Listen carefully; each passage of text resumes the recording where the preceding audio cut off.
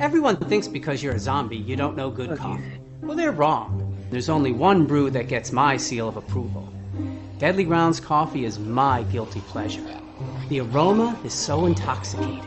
It brings all of my neighbors out of the woodwork. Deadly Grounds coffee. Coffee to die for and zombie approved. It's good to get a little deadly. Use the front door! Oh, they're so disgusting.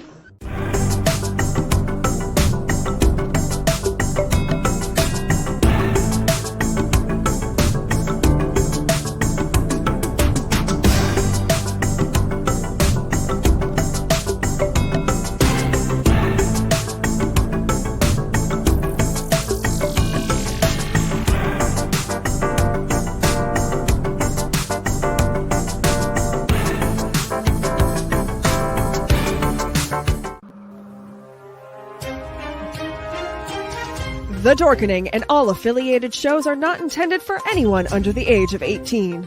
The following may contain discussions or scenes that have adult situations, graphic violence, nudity, strong sexual content, and graphic language. This show is intended for mature audiences only. Viewer discretion is advised. Ladies and gentlemen, the motion picture you're about to see contains scenes so terrifying, the public must be given grave warning.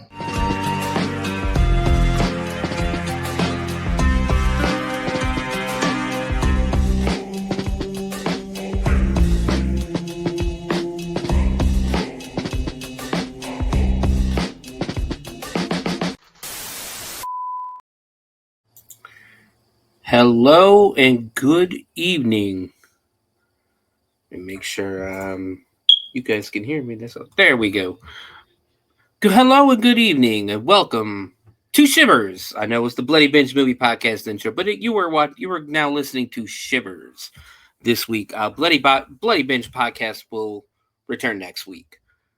But welcome from a snowy Dayton, Ohio. It is snowing again. Like we got about 8 inches on Monday. I think between Sunday and Monday. And now we're due like another 2 or 3 inches today. So this sucks. Hello, Jenny. Hello, Jen. Hello, how you doing? But welcome everybody to Shivers. We're finally doing another episode. And this time, as was on the wheel before, we are doing the Cryptids of Kentucky, and let me tell you, there is some really interesting stuff in here this week. I didn't realize I had a feeling there was going to be a lot of things to cover in Kentucky. I didn't realize just how many. Sorry, I need to move my microphone a little closer. And just like how strange some of these things are. Definitely, we got some Bigfoot for you. We got the Pope Lake Monster. We got the Hopkinsville Goblins, which that story alone is worth sticking around for. But right now, we're gonna do what we normally do. I usually for Bloody Binge movie podcast, I usually do some horror movie news, some haunt news. Again, there's really not much in the haunt world going on. Like the only haunted house news or haunted attraction news I'm getting right now is just stuff coming out of Universal for their Dark World land that's going to open at their new park in Florida. Outside of that, there's really nothing else going on. But it's that time of year where nothing's really going on, except for the very few haunts that are getting ready to open for their Valentine's events, which is next month. But we're going to go ahead and do some paranormal and some, I guess you could call it stupid news. And there's some weird, as we all know, the world is kind of weird right now. People are angry. People are just being and doing dumb shit. And not only that, there's a lot of paranormal stuff going on. So we're going to do a little exploring of both the paranormal news and the stupid news. So sit back, relax. If you're in Ohio or one of the many areas getting snow right now, grab some hot chocolate. Why not? enjoy yourself, but stick around for the next couple hours, and we will. It's going to be interesting. It really, to me, it's going to be interesting. At least I think it is. But first, our first story comes from Colombia. Accused killer credits diabolical goblin with helping him evade capture. So, after being arrested for allegedly killing 2 people last year, a Colombian man surprised police when he explained that he managed to evade capture for months thanks to the help of a diabolical goblin. According to a local media report, the weird case came to light this week when authorities apprehended Kevin Orlando Arias Forero. I know I probably should have rolled my R there, but yeah. Who was wanted for the murder of 2 men in an incident that occurred back in April. The months-long search for the suspect culminated in a wild chase wherein he hit a police officer with his motorcycle before crashing and being taken into custody. Which is when cops noticed a curious doll in his possession. Upon questioning about the peculiar figure, Ferrero coolly replied, "He's the diabolical goblin who protected me." The accused killer went on to explain that he prayed to a sinister spirit that inhabits the doll every morning at 4 a.m., which is why it had taken authorities months to catch him. As for why he wound up behind bars this week, Ferrero lamented that he failed to do the ritual on that one particular morning, leading to the goblin rescinding its protection and causing him to be captured. The young man has been charged with 2 murder counts, as well as a litany of other crimes associated with his attempted getaway. The whereabouts of the doll are unknown, though cops may wish to keep it under lock and key, lest it helps facilitate any further trouble. Trying to see if...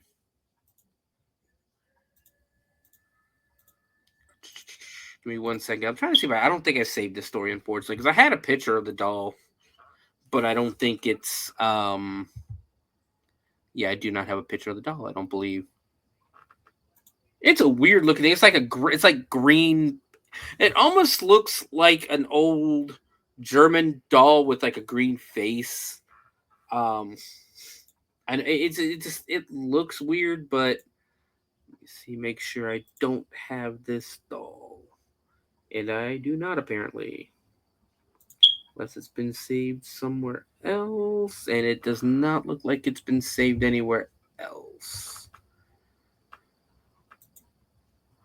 Oh, well, the doll, like I said, the doll, it's weird looking doll. So apparently he prayed to this doll every morning, and it's supposed to be a possessed doll, like Annabelle or Robert the doll or something like that. And then it helped him get away from police. It could just be that he got lucky a lot. But you can believe, people believe what they want. Personally, I'm on the fence on that one. I really am. We do got a couple of more doll stories coming up. Here, let's go ahead and... Where's that? We'll do the other doll story real quick. It's on this side. Here it is. No Child's Play. Meet the world's most haunted doll, which has attacked 17 men.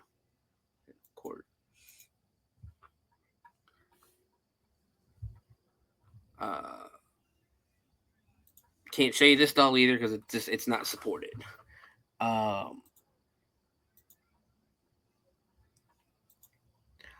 So this doll is No Child's Play. A delicate-looking antique doll has now gained infamy for reportedly attacking 17 men.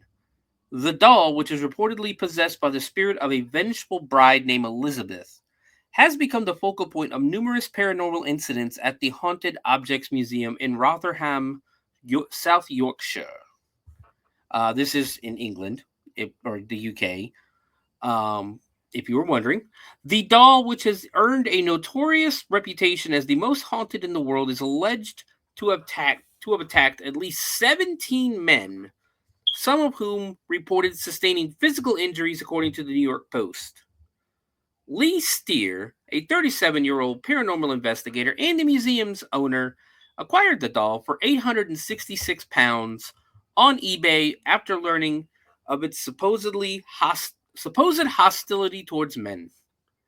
During an investigation in the museum's bridal doll room, Steer himself became a target of the doll's alleged aggression, experiencing a burning sensation on his neck. Later, he discovered scratches on his back, which witnesses described as resembling a pentagram.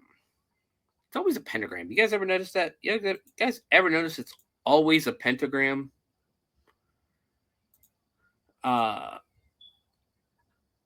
It seems like the doll harbors a deep-seated hatred towards men, Steer remarked.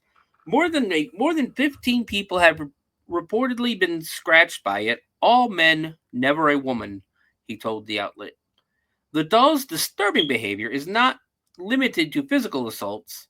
Steer claims that the doll has also triggered fire alarms, moved objects within the room, and caused the electronic disturbances in video recordings. During one paranormal investigation, a perfume bottle was reportedly flung across the room, and the words "bride" and "haunting" mysteriously appeared in the video footage.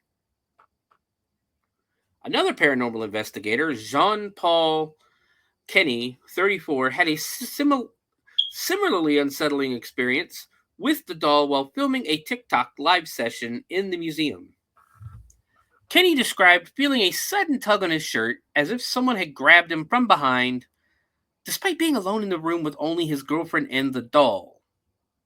Kenny, are we sure that your girlfriend wasn't getting a little frisky there? I felt something grab my shirt and touch my skin, Kenny recalled. It was definitely the doll that did this to me. Kenny also mentioned an eerie sensation of seeing a bride in a white dress out of the corner of his eyes through the night. I wasn't scared, but it definitely made me uneasy, he admitted. The origins of the doll's apparent animosity towards men remain a mystery. Steer speculated that the spirit inhabiting the doll might have been mistreated by a man during life, what you think, or that her wedding day ended in tragedy, causing her to haunt the bridal doll. Alternatively, Steer suggested that the doll's behavior might stem from jealousy, as the museum recently acquired famous artifacts from the horror film series The Conjuring. Okay, unless you got it from the real Conjuring house, it's really not going to be anything too serious, honestly. Because the other was just a movie. It's not even even the Annabelle. It's not the real Annabelle doll in there. It doesn't even look like the real Annabelle doll because the real Annabelle doll is an old Raggedy Ann doll. Sarah Carter, 32, Steer's partner, confirmed that the doll's malevolent actions are primarily directed towards men. The doll has moved objects in the room while I was present, but it has only scratched males, she explained. Due to her discomfort around the doll, Carter now avoids the bridal doll room entirely. So what are your guys' thoughts? Do you think this doll is really haunted with the angry spirit of a woman who hates men? Or is the wool being pulled over a bunch of eyes? The only one I'm going to have a problem believing is the guy who basically was doing TikToks. A TikTok live. I don't really believe any videos I see on TikTok. In all honesty, I do have my own TikTok. Let's not, don't get me wrong on that one. But anybody who makes a TikTok especially about stuff like that, it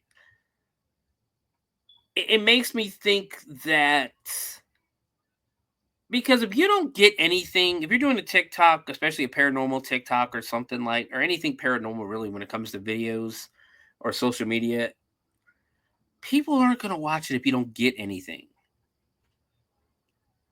So, who's to say in a dark room with just the night vision on,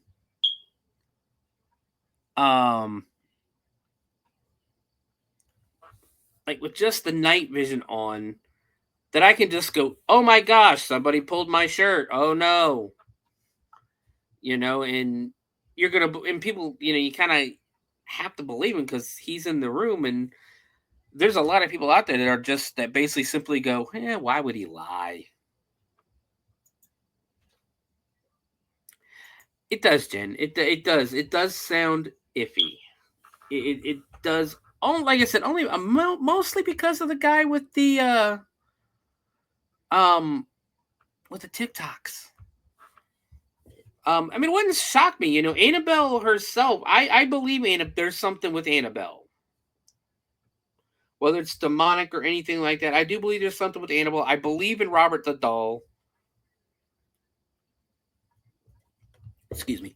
I believe in Robert the Doll. I believe in a lot of that stuff. I do believe, objects can be haunted. But, what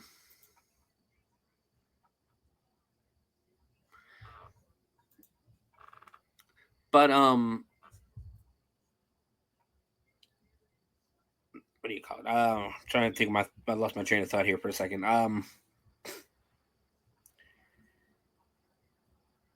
I believe objects can be haunted, especially toys, old toys, things like that. Let's not forget that they're freaking creepy. My wife's step grandmother had a room in her house they always called the doll room, and every time her kids came to town, they refused to sleep in this room because there was at least 500 dolls in I'm talking the old antique, ceramic dolls in this room, and it was creepy as shit in that room.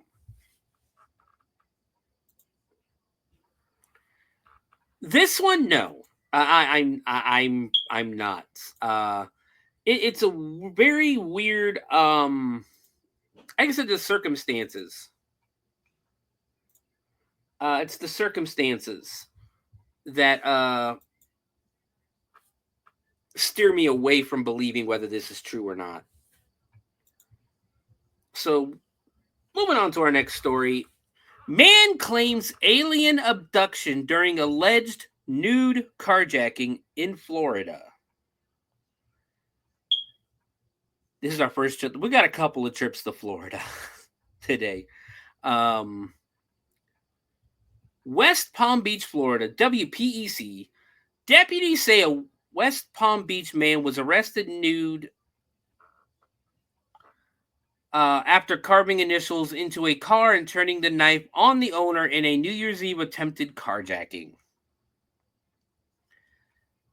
The Palm Beach County Sheriff's Office says they responded to a call for a man later identified as Jean-Rene Matthias, 34, damaging a car and attempting to steal the vehicle outside a home near the intersection of Willow Road and Riddle Road in West Palm Beach on New Year's Eve.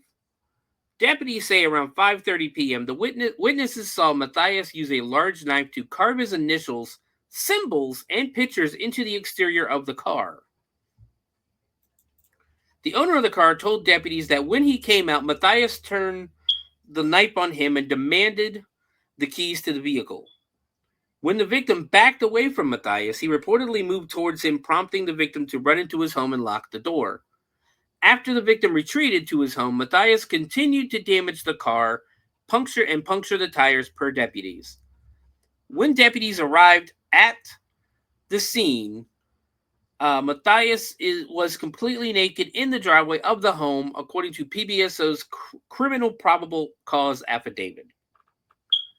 The affidavit stated that Matthias told deputies he wanted to die because he was abducted by aliens. The owner of the car and witnesses say they know Matthias and have never seen him act this way. PBSO booked Matthias into Palm Beach County Jail on counts of attempted carjacking with a weapon and criminal mischief over $1,000. During a court hearing on Friday, the judge signed an order for house arrest and ordered that he undergo a mental health evaluation before being released from custody.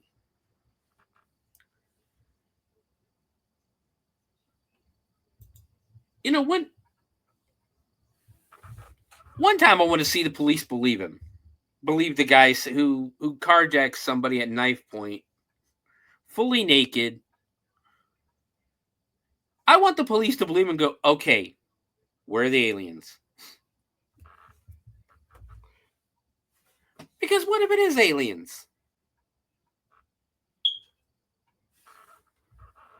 That's still funny as hell. That you know, or not really funny. I mean, I know it's got to suck to be the guy whose car the guy messed up, but it's Florida, so I think we can agree that there's going to be alcohol or drugs involved. So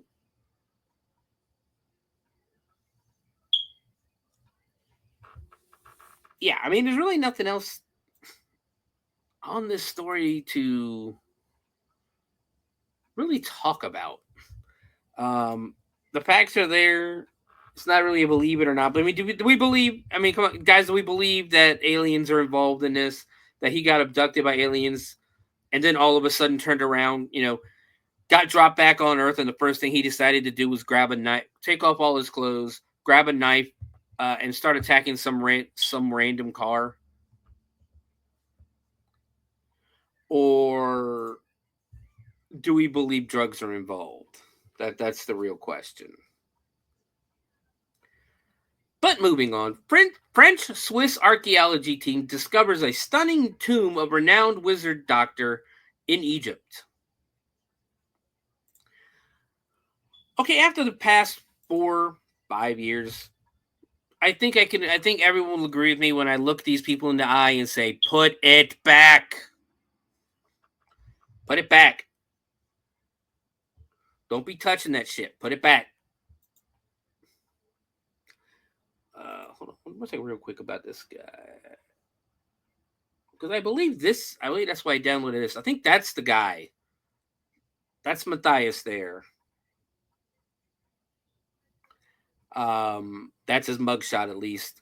He didn't. I mean, if that's the mugshot from the night, he doesn't look like he's that strung out in that picture. But again, that could just be an old mugshot or anything, But yeah, but moving on. Repeat myself. French-Swiss archaeology team discovers a stunning tomb. Okay, for starters, don't be fucking with a tomb. Of renowned wizard doctor in Egypt. Yes, no touchy. Put it back. Put it back. Put it back. The remarkable discovery was made in, and I'm gonna butcher this name, I believe it's Saqqara, a burial site for high-ranking officials of ancient Egypt's Old Kingdom. In a spellbinding discovery, a French-Swiss team this is a badly written article. A French-Swiss archaeological team in Egypt has uncovered the tomb of a multi-talented wizard doctor. Again, it's a wizard. Wizard doctor? You definitely know touchy wizard doctor. Put it back. Who served the pharaohs approximately 4,000 years ago. Inscriptions on the tomb identify its owner as Tatina Bufu. Hold on, let me see if I can. I'm going to try to write this where you guys can see it. Copy.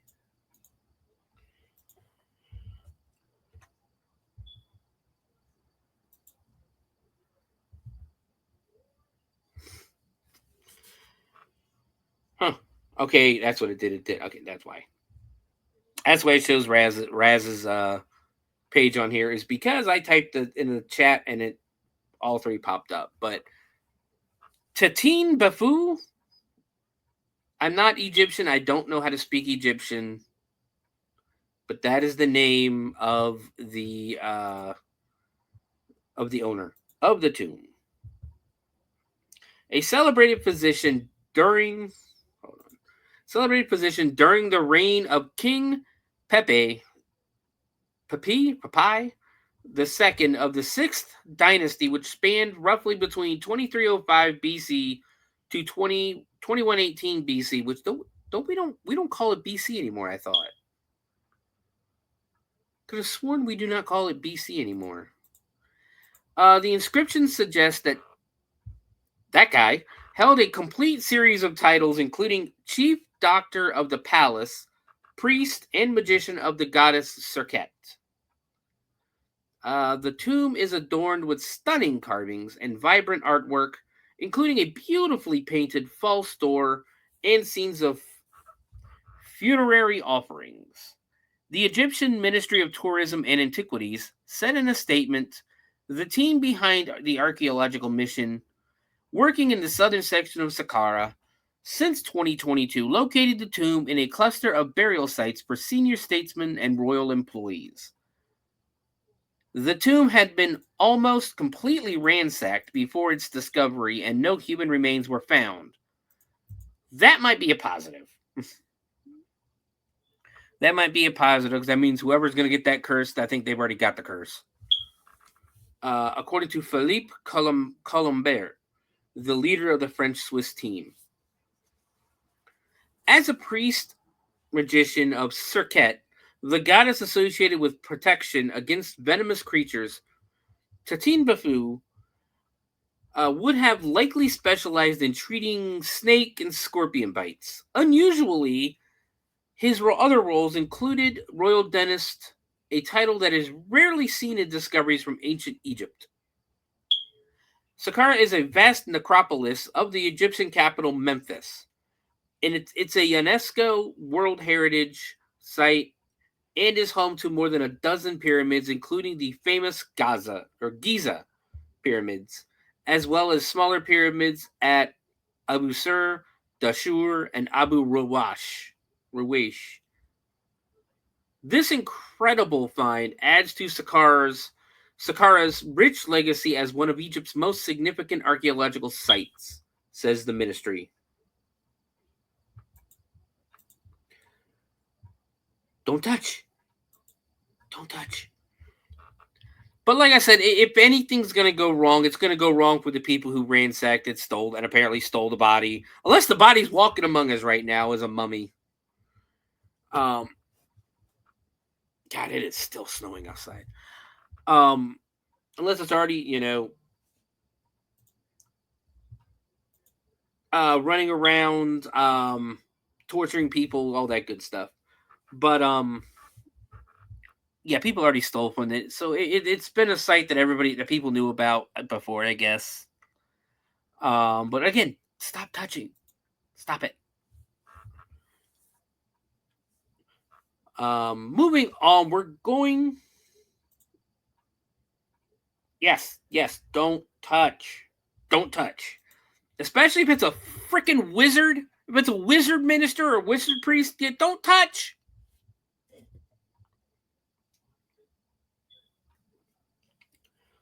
Like, literally, have you guys not seen Indiana Jones? Jesus. Australian police have released a CCTV footage video of a bungling arsonist who set their own pants alight and had to hotfoot it from the scene without them. Footage of the attack on a fast food outlet in the southern city of Melbourne showed two people in dark hoodies and trousers with a container of what police described as flammable liquid. One of them tried to set the fluid alight at the front of the outlet just out of view of the camera.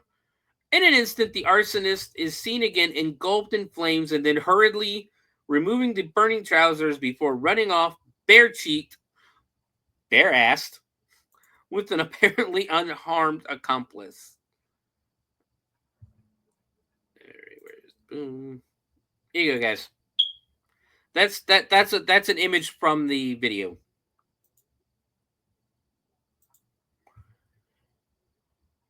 Victoria State Police, who distributed the footage on Thursday, asked for witnesses to the attack, which happened in the early hours of Christmas morning.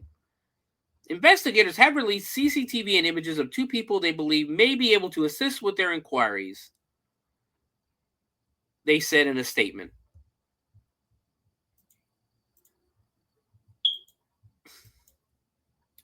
That guy told one hell of a whopper.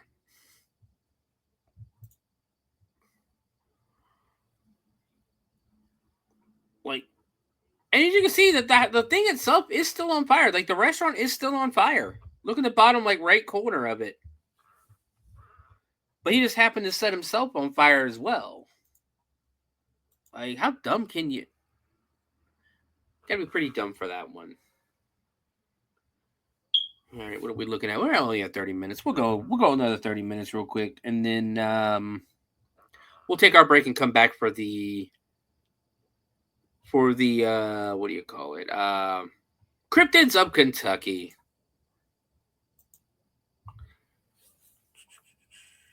Let me see if I can find. I got a bunch of stories up. Let me see which. Okay, here's an interesting one. Woman who married a rag doll announces she's pregnant with her 4th child. Okay, this is in, I believe, Brazil. I am not Portuguese. I do not speak Portuguese, so I apologize ahead of time if I butcher these names. Or at least her name. Marivone Rocha Moraes, 37, who is married to a rag doll, has a growing family of dolls. Announced she is pregnant with her 4th child in a bizarre new TikTok video. A woman who married a rag doll in a bizarre ceremony has announced she is pregnant with her 4th child. Moraes claims she has been experiencing morning sickness and cravings for ketchup before taking to TikTok to update her 734,000 followers about her new pregnancy. You know, this is why they're getting rid of TikTok, because of stupid shit like this.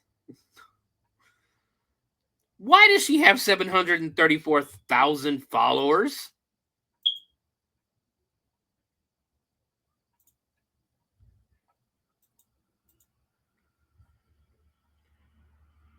Yeah. Yeah, this is a strange one. This is a strange one, Jen. But how does this woman have 734,000 followers? The 37-year-old previously revealed that she had welcomed twins with her husband Marcelo, a life-size ragdoll, in December of 2023.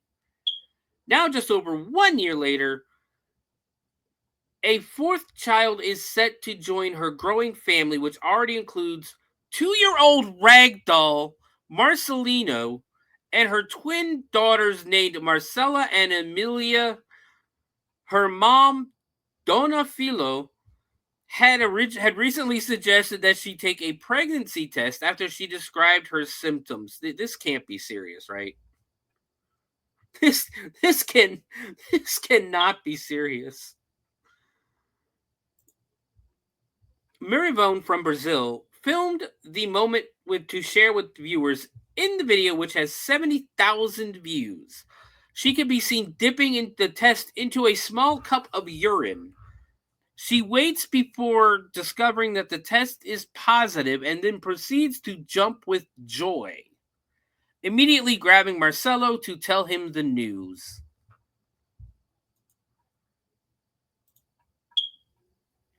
Oh, good. Who wants to see her husband?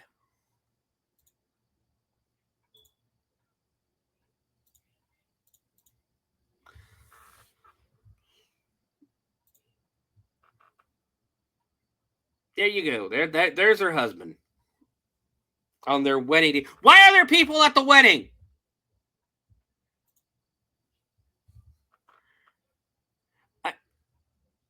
It's impossible to imagine that a 4th is coming.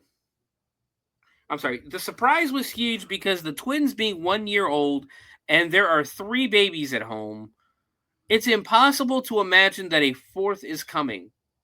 I won't lie, I thought I wouldn't have any more children, especially since the twins came as a surprise. It was almost supposed to be just 1. The news came as a shock to Marivone.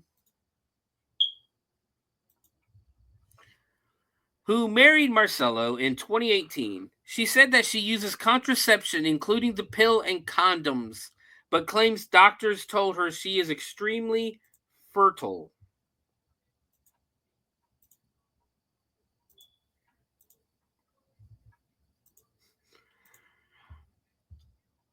Hold on. Hold on. Well, look. There's their beach vacation.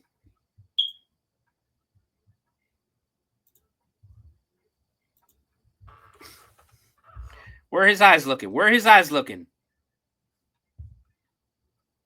Reflecting on the new addition to the family, she said, "I'm really scared of having twins or triplets again one day. Despite everything, we will love our new baby very much. Marcelo has already said the opposite. I didn't want another child. We did everything right. He's going to have to get another job now, and he doesn't know how he'll be able to afford all these babies." This is a fucking joke, right? Like this can't be serious. Viewers were quick to comment on the announcement, with many in total disbelief. One person wrote, "It's not possible, man," while another said he must have been emotional to be a father again. "My goodness, one more," added a third commenter, while a different user joked, "Marcelo gets busy."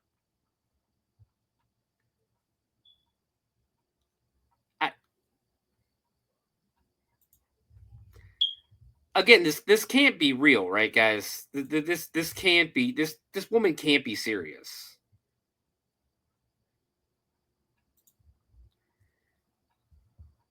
Like she just can't be serious.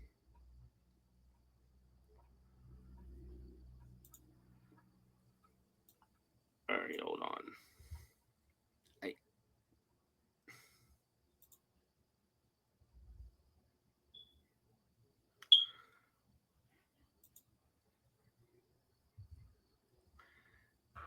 So, okay, I gotta ask, guys, who genuinely believes that this woman? Do you guys think she genuinely believes this is a real person, or are you guys gonna be like, are you guys like me and basically know she's doing this for the TikTok? Like, there's no way she believes this is real, and that she isn't making the babies herself. That yeah, it is. It is.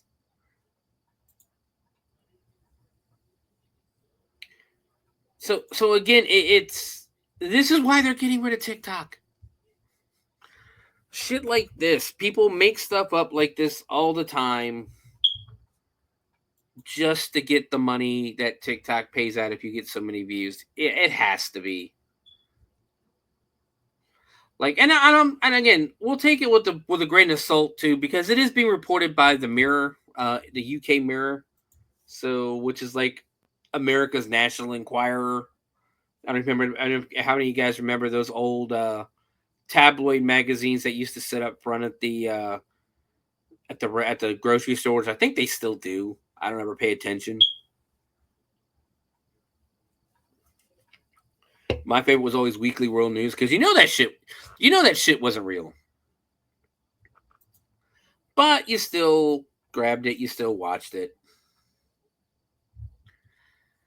Moving on, we're going to go to Maryland, where a Maryland man was arrested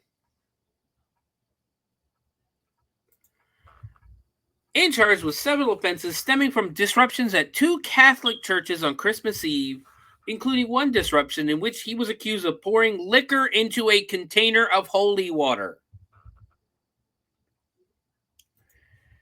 The man, identified as 56-year-old from St. Mary's County, had first visited the Holy Angels Catholic Church in Avenue, Maryland, during a religious service on Tuesday evening, according to the St. Mary's County Sheriff's Office.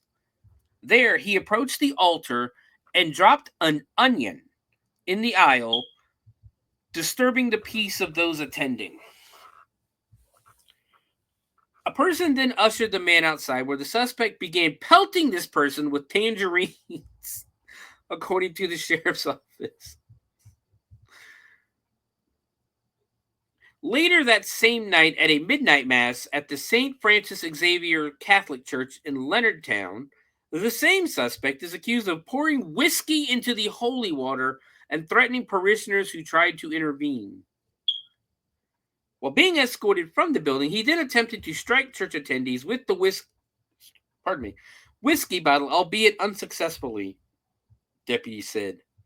The suspect was transported to a hospital for evaluation before being arrested on December 26th and booked into St. Mary's County Detention and Rehabilitation Center. He's been charged with second-degree assault, disorderly conduct, defacing religious property, obstructing a religious service, committing a religious crime against a group, threatening mass violence, and disturbing the peace. Man, they got everything on this guy. As of Thursday, the suspect was awaiting an appearance before a Maryland judicial official, the SMCSO said. Now, this was posted back in December, so he's probably out by now. Unless they're making him do like the psych evals. But yeah, imagine you're sitting in church. I don't know how many Catholics we have in here. I grew up Catholic. Reason I know. And in my Catholic church, they used to do the we used to have like a choir concert before the midnight mass, where the main attraction of the choir concert would be at the very end, where one of their better singers would sing "O Holy Night" in English, and then the second verse in Latin.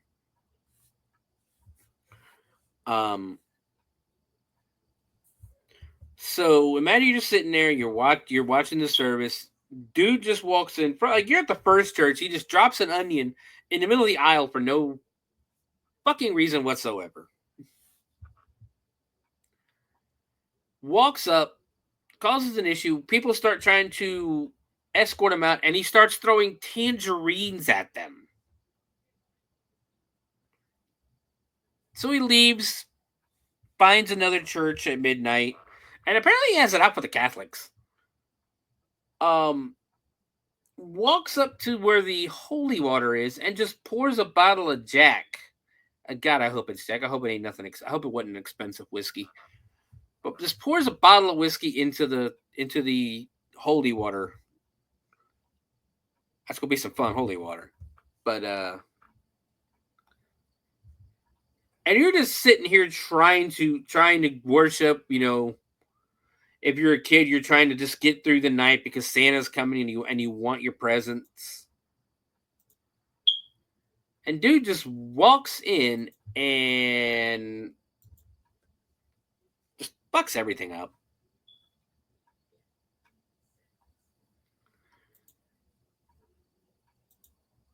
But he's probably not. He's probably still in jail. The likelihood is he's probably got out by now. But moving on to, we'll go back to Florida. I haven't really fully read this story, but this is just like the headline itself kind of got me. 2 men in Florida found out the hard way that when you play stupid games, you win stupid prizes, after these stupid grown men shot each other's daughters. It's been described as a crazy road rage incident, but that might be putting what they did too mildly. William Joseph Hale, 35, when was this? This was posted on the 7th, so Tuesday. William Joseph Hale, 35, and Frank Gilliard Allison, 43, were both driving northbound along Highway 1 just outside of Jacksonville, Florida, on a Saturday evening when all hell seemingly broke loose. Even though both men had their families in tow, they began to engage in what a witness described as a game of cat and mouse, as each dangerously attempted to gain one-upsmanship over the other during a high-speed chase after arguing with each other on the road while driving aggressively, the Huffington Post reported. According to police, William Joseph Hale, who was driving a black Dodge truck, it's always a black pickup truck, and Frank Gilliard Allison, who was behind the wheel of a Nissan Murano, both began speeding and driving recklessly while also occasionally brake checking each other, the Blaze reported. Things got so tense, according to a witness, that he knew something bad was going to happen. He was right. With both men operating their vehicles in a way that endangered themselves and others, things quickly went from bad to worse. Witnesses said that at some point during the incident, William Hale began to signal for Frank Allison to pull over. In response, Frank Allison's wife, Jessica, allegedly rolled down the passenger window of their Nissan to give the truck, driven by William Hale, the middle finger. At that point, someone in Hale's truck reportedly seized the opportunity to throw a water bottle into the Nissan, escalating the situation. Things then turned even more violent as Frank Allison reportedly grabbed his Sig Sauer .45 caliber automatic handgun and fired one shot at the other truck before driving away at a high rate of speed, according to Nassau County Sheriff Bill Leeper. The bullet fired from Allison's pistol entered the right rear passenger door of Hale's truck, immediately tragically striking the man's 5-year-old daughter in the leg. Sadly, things didn't end there. After realizing his daughter had been shot, Hale allegedly returned fire, emptying everything that was in the magazine of his Glock 9mm semi-automatic handgun. Hale admitted that he fired 7 or 8 rounds at the Nissan, with at least 3 of those rounds hitting Allison's vehicle, police said. Unfortunately, one of those rounds struck Allison's 14-year-old daughter in the back, causing a collapsed lung. After having shot each other's daughters, the two drivers then reportedly spotted a police cruiser and decided to pull over.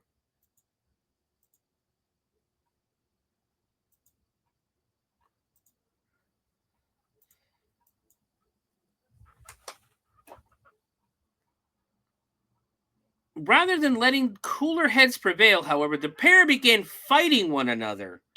A deputy separated the duo before they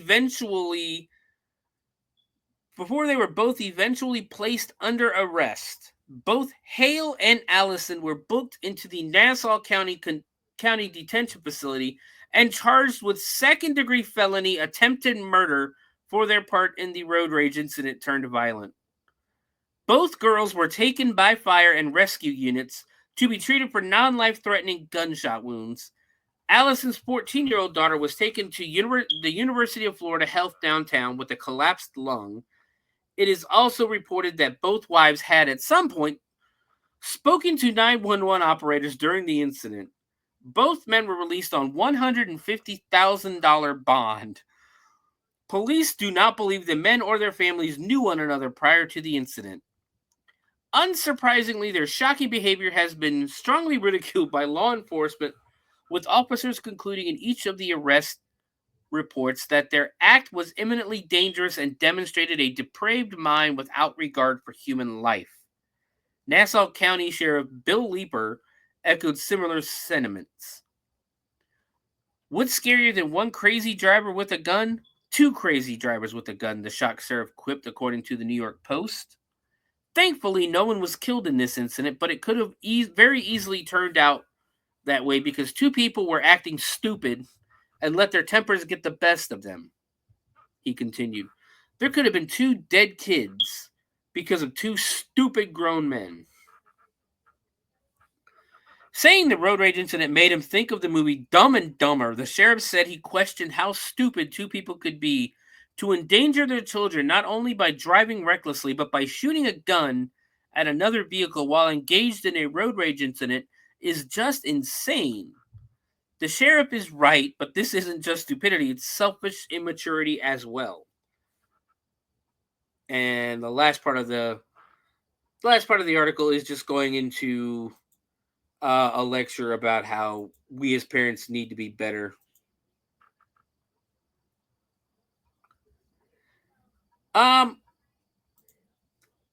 Let me show you the guys and you'll understand. Let me see. I think there's a picture of their. Nope. All right. Hold on. Boop. Share screen.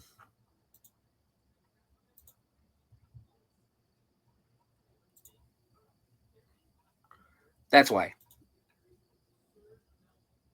That's what they look like, guys.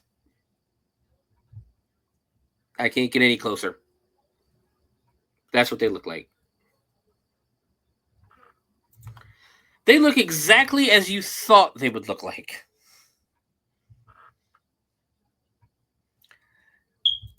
Like, this is the dumbest.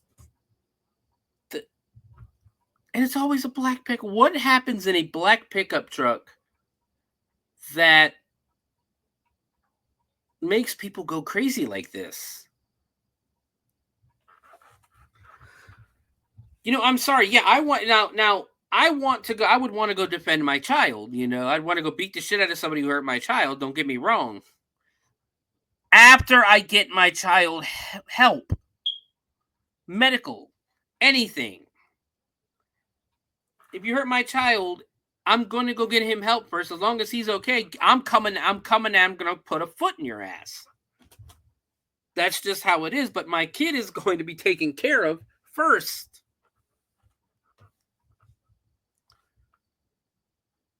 But now, because these two idiots lost their tempers, got into road rage, and then decided, hey, you know what? I got a gun in the back.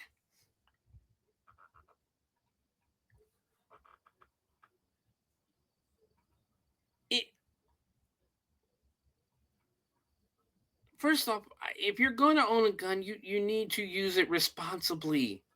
Just like drinking, drink responsibly, use a gun responsibly. Don't just fucking shoot it while you're not a fucking action star. You're not a badass. Stop shooting a gun out of a moving car. I hate to break it to you, police don't even do that when they're chasing suspects. Just don't.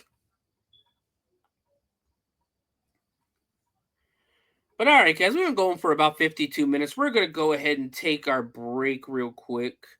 And when we come back, we are going to deep dive into the cryptids of Kentucky. Also, don't forget, next week, the Bloody Binge comes back with Igor and the Lunatics. So, get ready.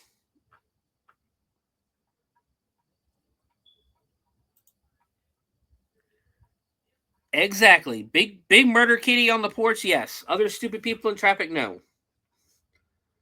It's that easy, and you shouldn't have to explain to people, hey, you know how you're driving 70 miles an hour down the road and that freaking blue SUV just cut you off? Guess what? It's not that big of a fucking deal. Let him go.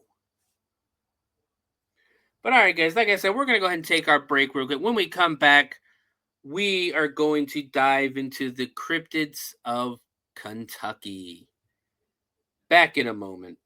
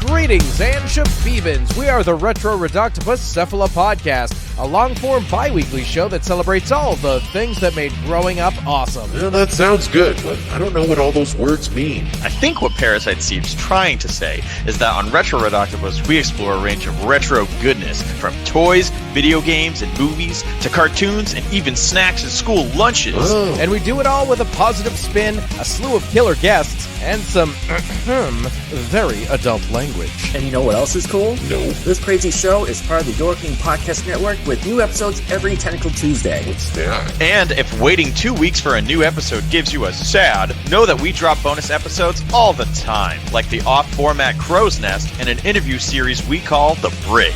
You can listen to Retro Red Octopus on Apple Podcasts, Spotify, Stitcher, or any app that's cool enough to carry the only show that celebrates all the things that make growing up awesome.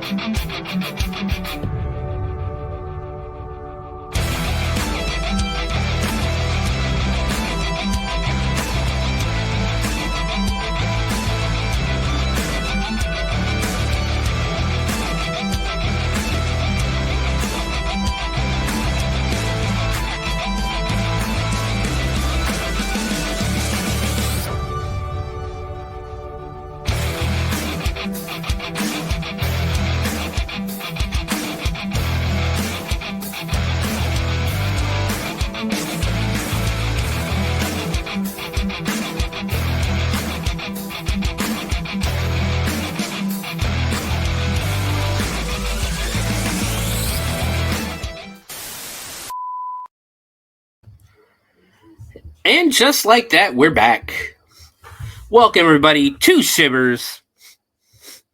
I am your host, Sewer Dweller, and we are going all the way. Well, not that far from me. It's the next state south. We're going to the bluegrass state of Kentucky, and we are going to investigate the cryptids of Kentucky. There are many, many stories in this state. Even going through and invest in looking up and researching the cryptids for this month's stories, I discovered a bunch of haunts in Louisville that I really want to go check out.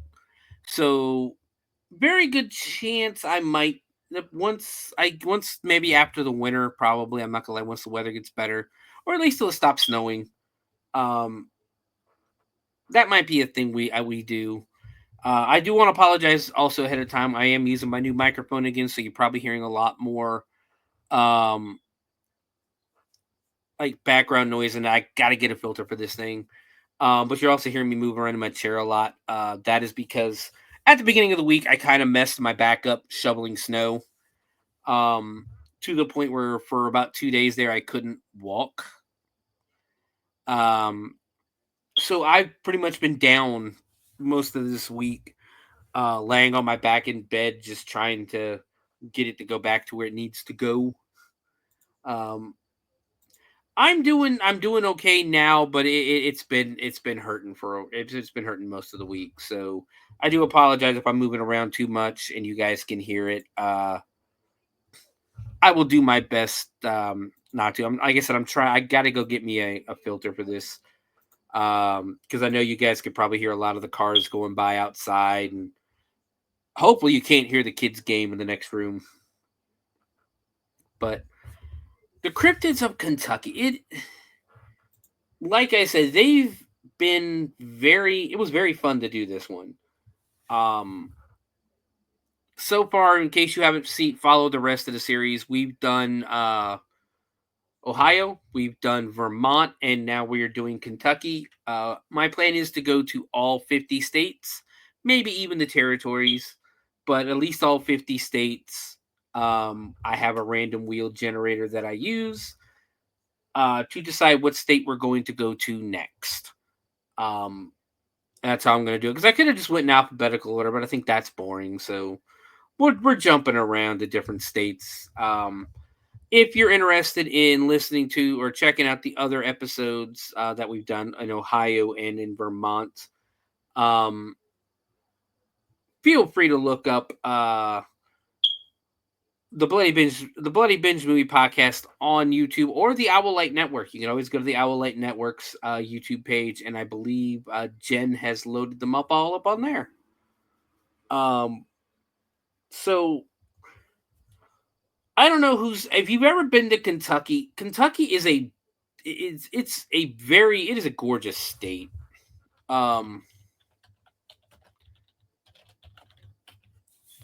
It's beautiful. I've driven through there a bunch of times.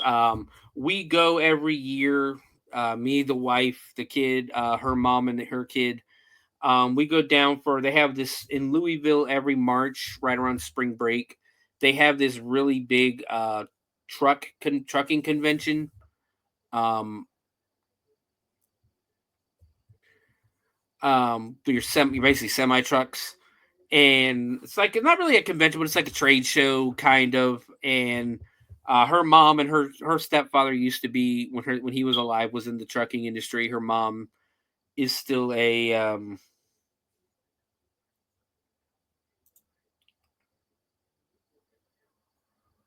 I'll get him to you. I'll get him to you.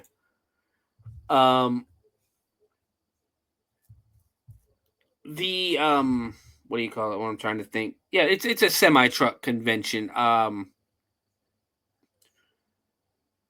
You go basically and trade show like basically when you go down there's a lot of people selling different kinds of insurance for big rigs, different kinds of map GPS systems, braking systems like truck parts and things like that. We go every year. It's in Louisville and it's freaking huge. Of course, Kentucky is home to the Kentucky Derby every year. Is that in Louisville too, or is that in Lexington? I think that's in Lexington. But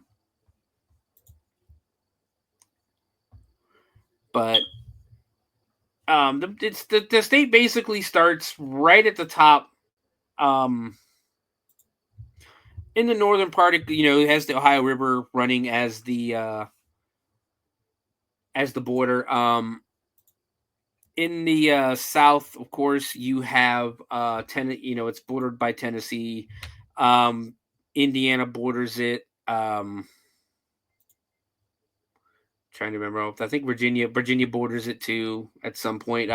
The Appalachian Mountains run up the east side of the state. And again, if you haven't driven through Kentucky, you're robbing yourself. It's beautiful. It's a beautiful drive.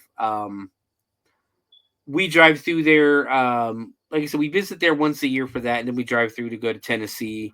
We go down to Gatlinburg. We haven't been down to Gatlinburg like almost 5 years, but when we do that, we of course drive there, and it's just a beautiful state in general. But Kentucky, officially the Commonwealth of Kentucky, is a landlocked state in the southeastern region of the United States, and it borders Illinois, Indiana, and Ohio to the north, West Virginia to the northeast, Virginia to the east, Tennessee to the south, and Missouri to the west. Its northern border is defined by the Ohio River, and its capital is Frankfort, and its most populous city is Louisville. As of 2024, the state's population is approximately at 4.6 million.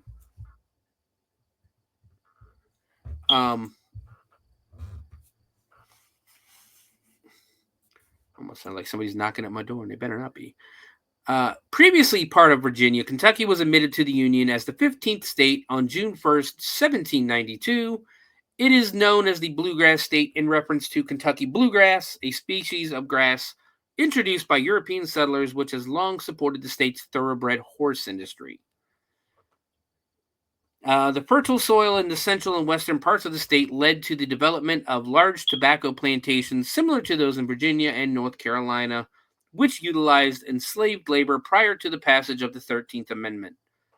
Kentucky ranks 5th nationally in goat farming, 8th in beef cattle production, and 14th in corn production.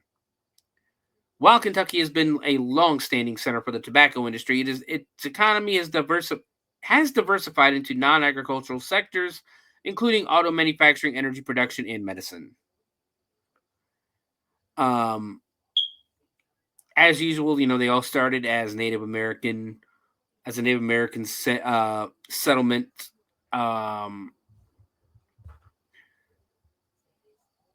every state, of course, started as a Native American settlement and then moved on to become states in that. In about the 10th century, the Kentucky Native people's variety of corn became highly productive, supplanting the Eastern agricultural complex and replacing it with maize-based agriculture in the Mississippian era.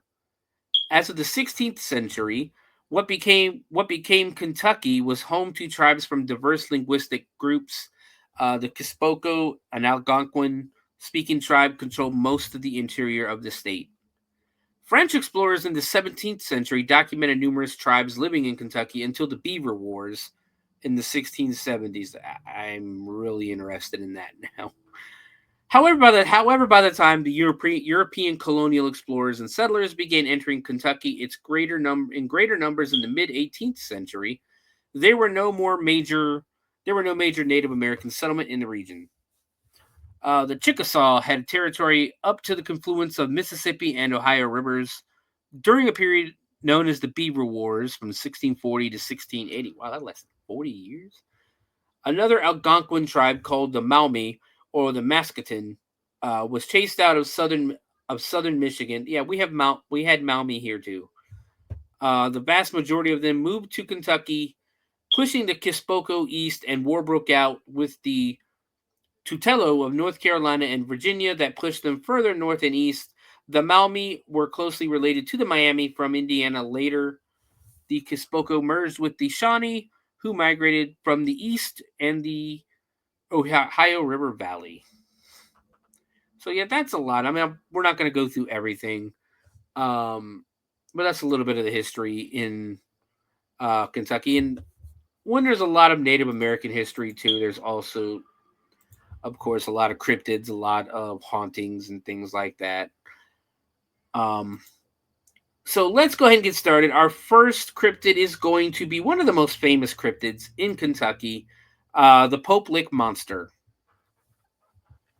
So the Pope Lick Monster is more commonly, colloquially known as the Goat Man. He's a legendary part man, part goat, part sheep creature, reported to live beneath a railroad trestle bridge over Pope Lick Creek in the Fisherville neighborhood of Louisville, Kentucky. The train trestle was built in the late 19th century and is owned by the Norfolk Southern Railway. Yes, guys, I'm from Norfolk, Virginia. It's Norfolk, Virginia, not Norfolk. So it is owned by the Norfolk Southern Railway. It passes over Pope Lick Creek and South Pope Lick Road at the edge of the Rowley-Peterson Educational Forest in eastern Louisville. At its highest, the 772-foot long trestle is a deadly 90 feet above the ground.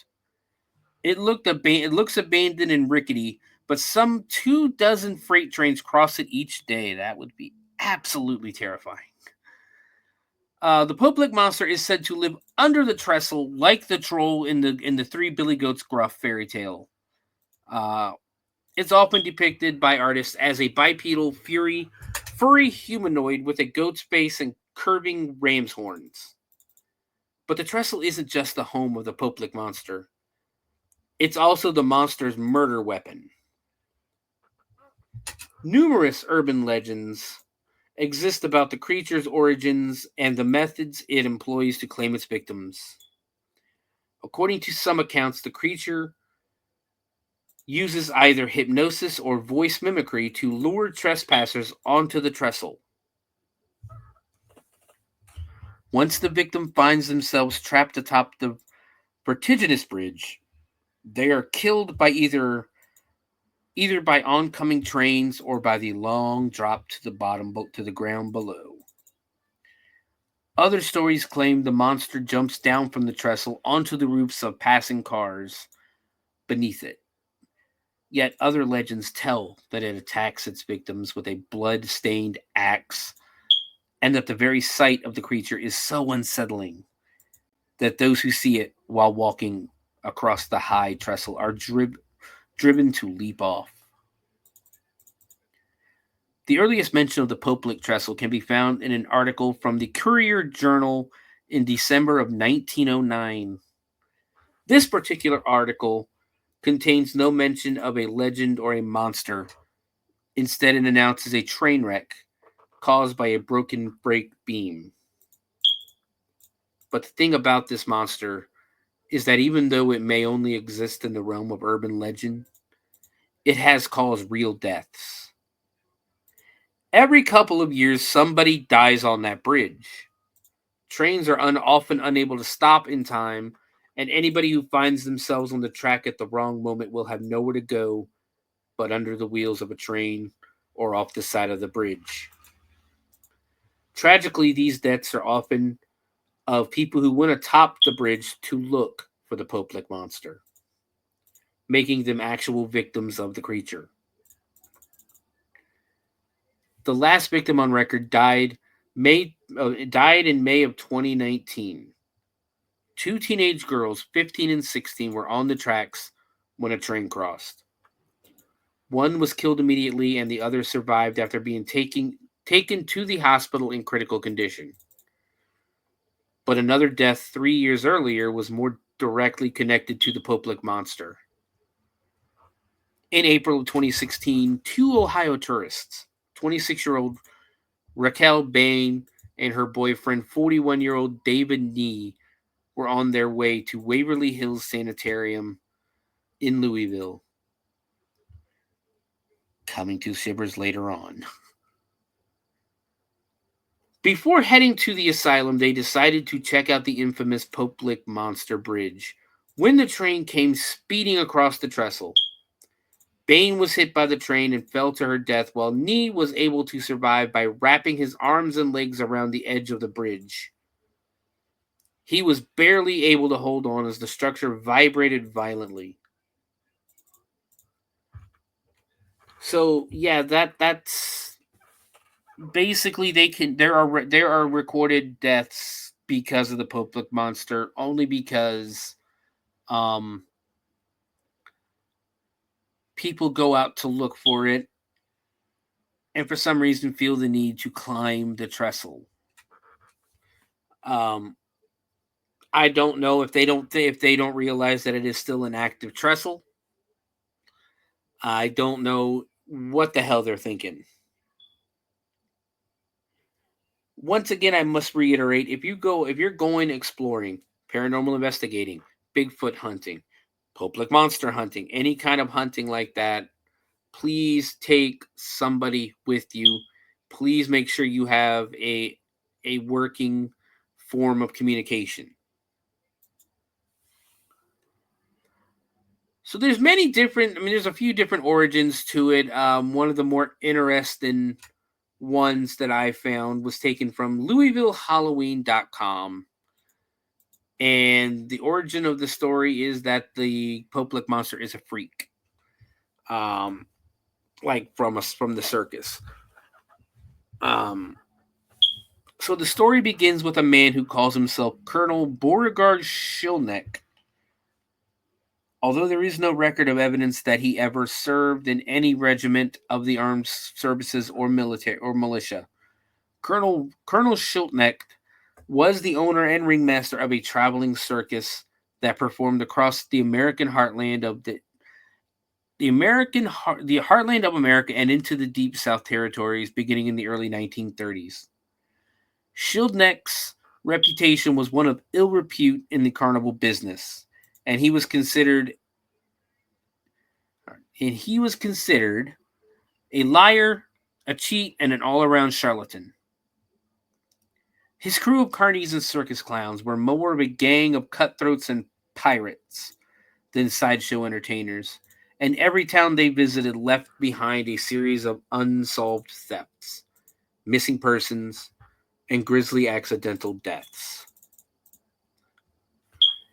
One thunderously stormy night, while stopped in a small town near Beltsville, Maryland, the circus's bearded lady, Madame Bristol, discovered an abandoned infant left in a baby-filled crate outside of her tent.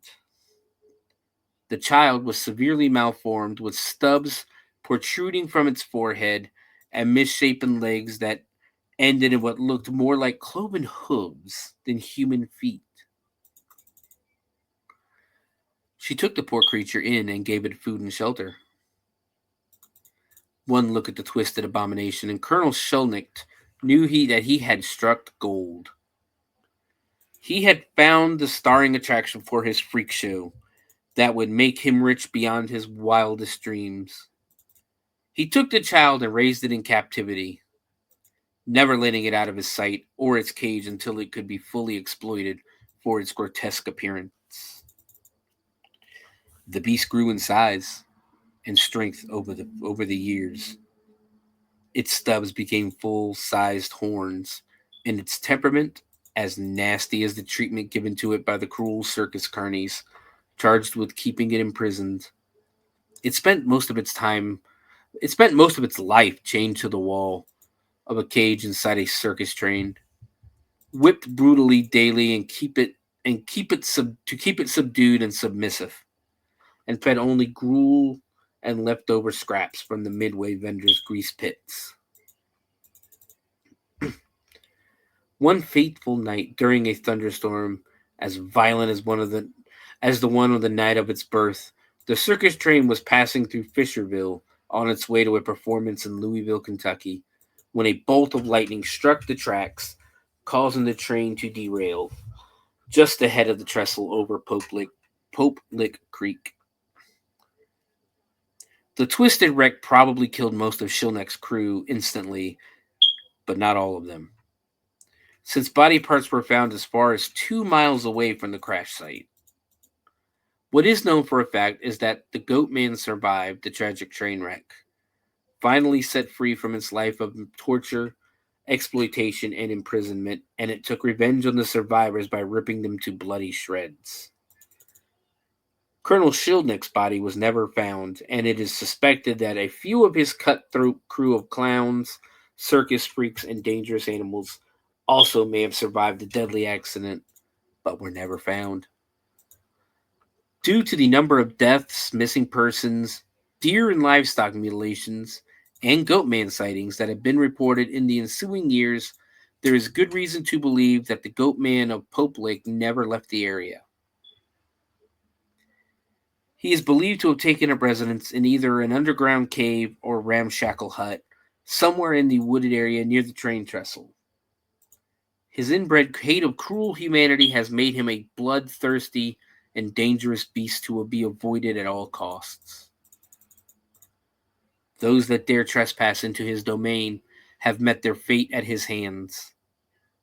The Courier Journal records at least 2 confirmed deaths in 1987 and 1988, and many injuries and close calls attributed to the Pope Lick monster and his protected trestle. The trestle rises 90 feet above Pope Lick Creek and stretches 772 feet across to the other side. Although incapable of human speech, the Goatman is said to be able to mimic human voices and has been known to call out the names of those who have climbed to the top of the trestle in order to lure them out onto the tracks just as an oncoming train is coming around the bend to seal their doom. On weekend nights during the month of October, and especially during the cycle of the full moon, the Goatman is said to be most active in the woods and hills surrounding the Pope Lick trestle. Those who have attempted to drive beneath the trestle at the stroke of midnight have reported being chased by the beast, who can run at speeds of nearly 60 miles per hour. And more than one report has claimed loss of their car door handle or bloody claw prints left on their car door after the pursuit. In the mid-1970s, rumors of a satanic cult and demonic ritual began circulating in the same area along Pope Lick Road, and reports of missing dogs, cats, and other domestic animals were suspected of falling prey to satanic blood ceremonies. A mysterious farm known as the Four Winds down the street a few miles from the train trestle was suspected of being owned by a group of Satanists who worshiped the Pope Lick monster as the living embodiment of Baphomet, the goat of Mendes himself, a mocking of the image of the Lamb as the embodiment of Christ who died for the sins of humanity. The Four Winds Farm was surrounded by a red and black painted fence through the 1980s and into the 90s, when a sign at the front gate warning trespassers will be prosecuted. Strange tribal drum beats and chanting were often heard in the woods behind the farm's barn. Another potential danger in the area is the group of angry farmers and residents who constantly suffer in fear of the monster's attacks on their livestock and families. Some of these residents should be considered armed and dangerous and might not take kindly to anyone or anything lurking about their area after dark. There have been no reported sightings of the monster, leading many to believe that he is an urban legend. However, many people have been killed exploring the trestle, which is still active to this day.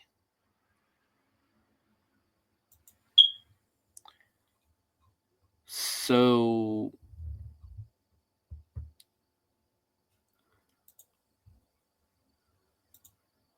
the Poplik monster is basically it's Goat Man. That's the best way to put it. It's a Goat Man.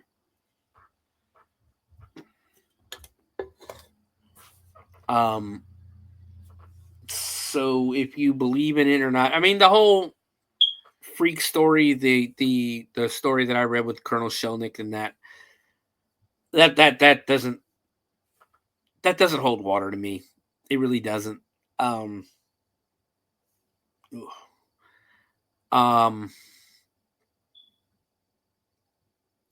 If anything's out there, it may be not a mutant, but I guess a freak. With some genetic deformities or something like that. The real danger out there is the trestle itself. One, you should never, ever, ever, ever, ever, ever, ever climb a train trestle, especially one that's 90 feet in the air and so far ahead that you would never be able to outrun the train.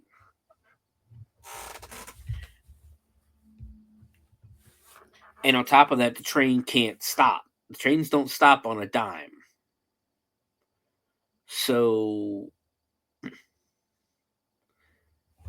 that, I think, holds the most important thing here is the the train trestle. That should be definitely not messed with, in all honesty.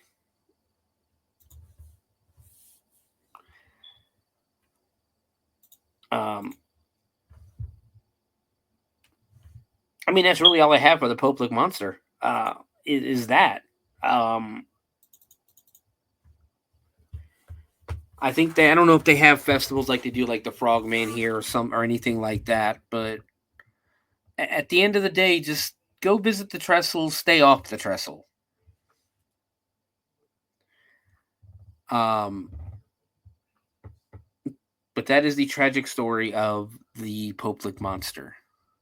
Moving on to our next cryptid. This is not a long one. This is also one that's you're gonna have to. We'll see. We'll see what everybody thinks about it. Bearilla. Welcome in, Pile. I can't wait for Wednesday either. For those who don't know, I'll be on Chainers this week with Pile and Friday and possibly Raz. I'm not 100% sure on that one. So make sure you tune in, and I guess I get to talk about my haunt life. But Bearilla is a relatively new cryptid, and very little is known about it. I was barely able to find anything on this one. They are mostly spotted in the northern states and Canada and goes by several regional names such as the Michigan Dogman or the Beast of Bray Road. In Kentucky, they are known as Bearillas. The first sighting of these creatures to go public occurred in Nicholas County in 1972. The elderly gentleman who reported it described it as half bear, half gorilla. Thus, it became known as the Bearilla. The creature is a biped, creature that stands roughly 6 feet tall. It is covered in fur and usually light colored. It has a canine type face with a very pronounced snout and teeth, and it is also often referred to as a werewolf. Well, because that's you're really describing a werewolf.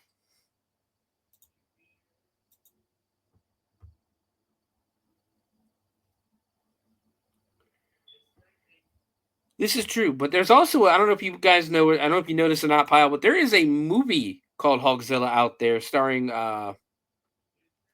Joe Bob Briggs that is funny as hell.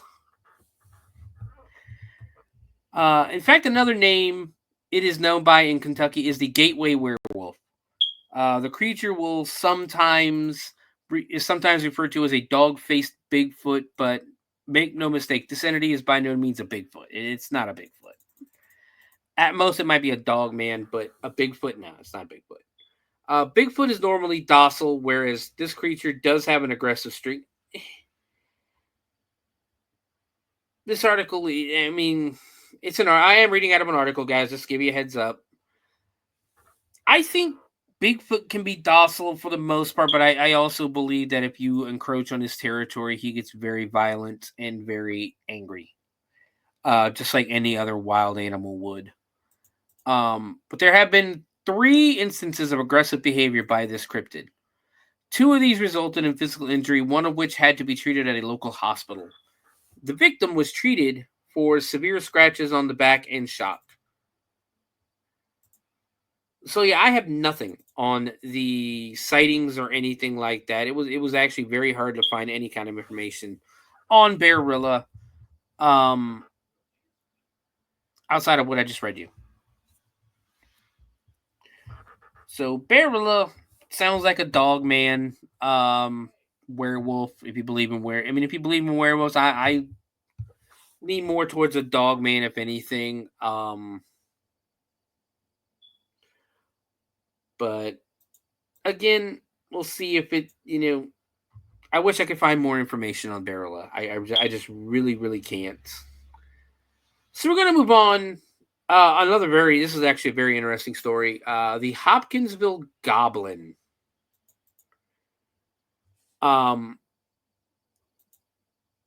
This story, I don't know how many. I mean, I guess there's been sightings and things like that over the years, but at the end of the day, a lot of the Hopkinsville Goblins can be explained. Like a lot of it's weird and that, but I think a lot of the Hopkinsville Goblin can be explained. And we'll see. Get a sip of water real quick. This is going to be a long story. So let's get into the Hopkinsville Goblin. The story begins in part on the night of August 21st, 1955. When a large extended farm family called the Suttons arrived breathlessly at the Hopkinsville police station in southwestern Kentucky. Their story of a terrifying siege by otherworldly beings would become one of the most detailed and baffling accounts of an alien close encounter on record. Notable for the large number of witnesses, nearly a dozen, the duration of the encounter, several hours, and the close proximity between the witnesses and creatures. The incident quickly became regional and even national news. So the alleged encounter occurred on the Sutton's farm in the tiny rural hamlet of Kelly, Kentucky, where the family lived in an unpainted 3-room house without running water, telephone, radio, TV, or books. Of all the details of their story, the UFO landing and the appearance of small alien creatures, one fact is indisputable. When the 8 adults and 3 children arrived at the nearby Hopkinsville police station at about 11 p.m., they were genuinely terror-struck. Those aren't the kind of people who normally run to the police for help, Police Chief Russell Greenwell later told investigators. What they do is reach for their guns. Yet here they were, women and children, hysterical, and one man with a pulse of 140 beats per minute measured by an investigator. Why did they show up in the middle of the night at a police station? Well, according to accounts given to the police, at about 7 p.m. on the hot Sunday evening, Sutton family friend Billy Ray Taylor was fetching water from the backyard well when he saw a silvery object, real bright with an exhaust of all the colors of the rainbow. As he later recounted, it came slowly toward the house, passed over it, stopped in the air, and then dropped straight to the ground. Taylor, 21, and his 18-year-old wife had come from Pennsylvania to visit Lucky Sutton, with whom he had worked on a traveling carnival. The Suttons, 50-year-old widow and matriarch Glennie Langford, and their 2 older sons and their wives, a brother-in-law, and the widow's 3 younger children, 12, 10, and 7, didn't take Billy Ray seriously, laughing off his UFO account. An hour later, alerted by the dog's incessant barking, Lucky and Billy Ray went to the back door and made out a strange glow in the midst of which they spied a small humanoid creature, about 3.5 feet tall. It had an oversized head, almost perfectly round. Its arms extended to the ground. Hands had talons, and eyes glowed with a yellowish light. The body gave off an eerie shimmer in the light of the night's new moon, they said, as if it was made of silver. Terrified, the 2 men grabbed a 20-gauge shotgun and a .22 rifle and fired at the little man, its hands now raised as if held up at gunpoint, as it came toward the back door. They reported that it did a flip, scrambled upright, and fled into the darkness. Shortly after, the men saw a similar creature appear in the side window, and fired through the window screen. Still impervious to bullets, the little man again flipped, then disappeared. I went out in the hallway and crouched down next to Billy when I saw one approaching the door, Miss Langford said, told Isabel Davis, author of an extensive report called Close Encounter at Kelly and Others of 1955. It looked like a 5-gallon gasoline can with the head on top and small legs. It was shimmering bright metal, like on my refrigerator. The drama escalated when Taylor stepped outside under the small overhanging roof, and those behind him saw a claw-like hand reach down and touch his hair. The group screamed and pulled Taylor back while Lucky shot above the overhang, and then at another similar creature in a nearby tree. It floated to the ground and scurried into the woods. The Suttons moved inside and spent several hours listening for movements, hearing mostly occasional scratches on the roof. At 11 p.m., the whole group ran for the cars and hightailed it to Hopkinsville Police Station at top speed. After the local police chief called for backup, his team was joined at the Sutton farm by state police, military police from nearby Fort Campbell, and a photographer from the Kentucky New Era. There, investigators found shell casings from the gunshots, but no other evidence. Neither could they find proof of heavy drinking. According to the Sutton matriarch, liquor was not allowed in the farmhouse. Once the police and others left, though, the creatures returned between 2:30 a.m. and daybreak. Mrs. Langford said she saw one glowing repeatedly by her bedside window, its claw-like hand on the screen. In the following days, after radio stations and newspapers, including the New York Times, reported the incident, hundreds of curiosity seekers descended on the farm, often ridiculing the Suttons as ignorant or fraudulent. When no trespassing signs proved useless at discouraging them, Discouraging them, the family tried charging admission. 50 cents for entering the grounds, $1 for information, $10 for taking pictures. After that, skeptics blasted them as fortune-seeking fabulists. As the Kelly story spread into the world, it took on a life of its own. The number of little men grew to a dozen or more. A few years later, the little metallic men were conflated with an Eastern Kentucky woman's report of a flying saucer and a 6-foot-tall man in green helping launch the myth of little green men. The day after the incident, police investigators returned to the farmhouse, searching for evidence of a saucer landing, footprints, blood trails, or scratch marks on the roof. They found nothing. Bud Ledwith, a local radio station employee, interviewed the adult eyewitnesses and made drawings based on their accounts. According to Davis, he was impressed by their remarkable specificity and consistency. Even though the men were away from the farmhouse all day, unable to coordinate with the others. While the incident eventually attracted the attention of the Air Force UFO investigation program, Project Blue Book, documents suggest that its team never officially pursued the matter, beyond checking in with their Fort Campbell counterparts who had been briefly at the scene of the first night. One of the most thorough investigations of the Kelly incident was undertaken in 1956 by ufologist Isabel Davis, and later published several decades later by the Center for UFO Studies, a group founded by astronomer Dr. J. Allen Hynek, Project Blue Book's civilian investigator. Her nearly 200-page report, co-written with Ted Blocher, includes detailed maps, drawings, documentary records, summaries of similar accounts around the world, and interviews with several Sutton family members and police investigators.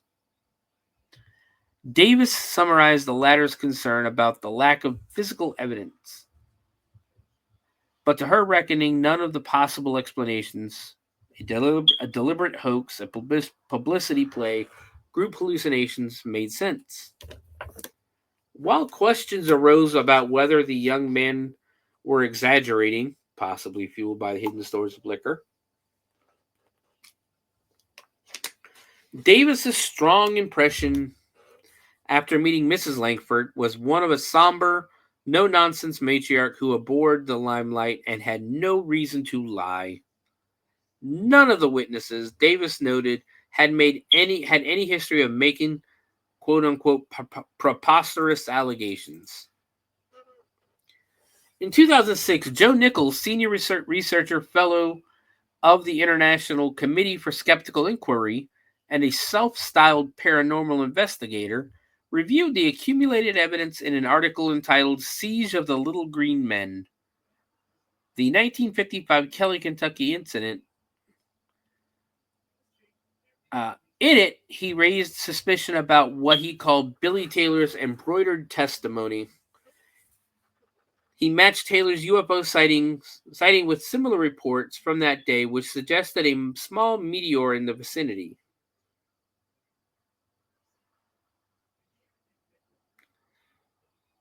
As for the little men, Nichols floated an explanation used for other alien encounter stories.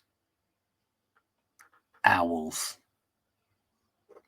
In particular, the great horned owl, aka the hoot owl, has long wings that can be mistaken for arms, along with talons, yellow eyes, long ears, and a round head that might also match the little men description.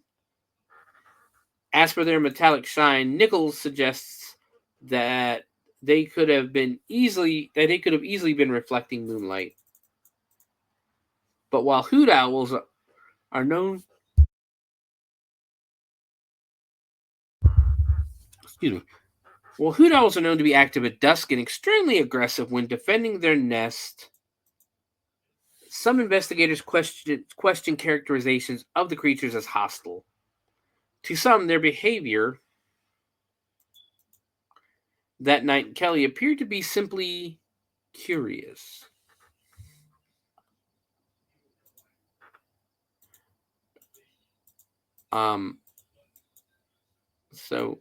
Excuse me. So yeah. It does appear that they might be owls. They can easily be mistaken. The talon, the claw that come down to touch the one guy in the head, could have definitely been an owl claw. But whatever happened out there, something happened. Something scared the shit out of this family, who are obviously mountain folk, hillbillies, whatever you want to call them. These type of people do not call the police. They 100% they go for their gun, and it gets handled from there. If they ever call the police, it's usually to say, "Hey, there's a dead body on my property. Come get it." So, whatever happened that night, I don't know if they were fighting aliens or not. But I think they, it could have been something at the beginning, was alien and then turned into whatever these, little green men are. These goblins. But this is also the story that started the whole little green men movement in Hollywood and in ufology and that. This is what started it. So basically, you take it as you want to take it. I'm not necessarily the biggest believer in aliens, or extraterrestrials, whatever you want to call it. I believe it's very selfish of us as Earthlings or as humans to believe that there is no other life on any other planet in this vast galaxy that is out there. It's incredibly selfish of us to say there's no other life. There's no life on other planets. But have they visited us? Ooh, excuse me. Have they visited us? I couldn't tell you. But this appears to be whatever happened at the beginning may have been something, malicious, maybe something violent, maybe something very bad. But at the end of the day, I think they were owls.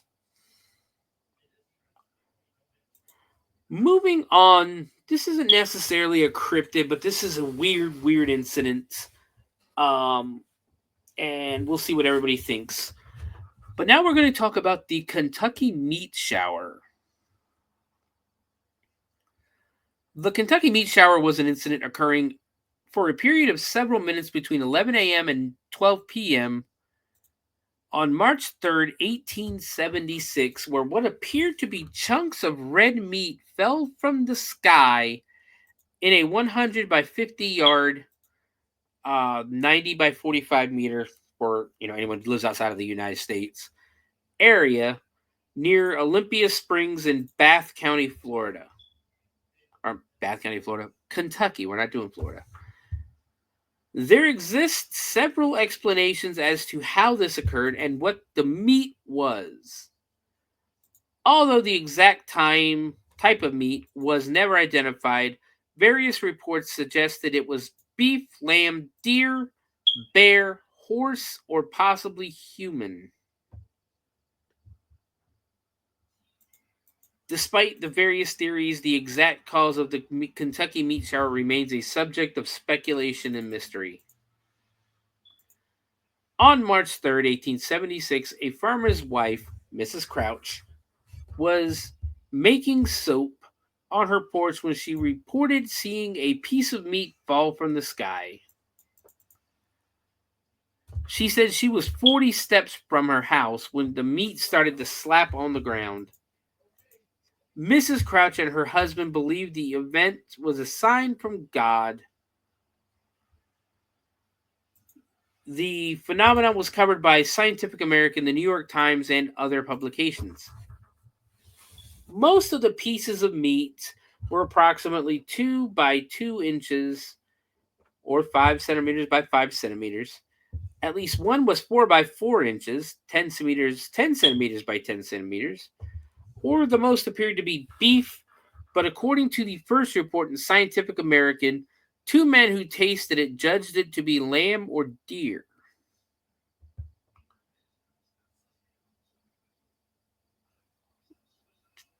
There it is. Writing in the Sanitarian, Leopold Brandes identified the substance as nostoc. Nostoc, also known as star jelly, troll's butter, or star cherry, troll's butter, spit of the moon, fallen star, which is witch's butter, not to be confused with the fungi commonly known as witch's butter, and witch's jelly is the most common genus of the cyanobacteria, found in a variety of both aquatic and terrestrial environments. That may form colonies composed of filaments of moniliform cells in a gelatinous sheath of polysaccharides. Brandes gave the meat samples to the Newark Scientific Association for further analysis, leading to a letter from Dr. Alan McLean Hamilton appearing in the medical record and stating that the meat had been identified as lung tissue from either a horse or a human infant. The structures of the organ in these two cases being almost identical, the composition of this sample was backed by further analysis, with the 2 samples of the meat being identified as lung tissue, 3 as muscle, and 2 as cartilage.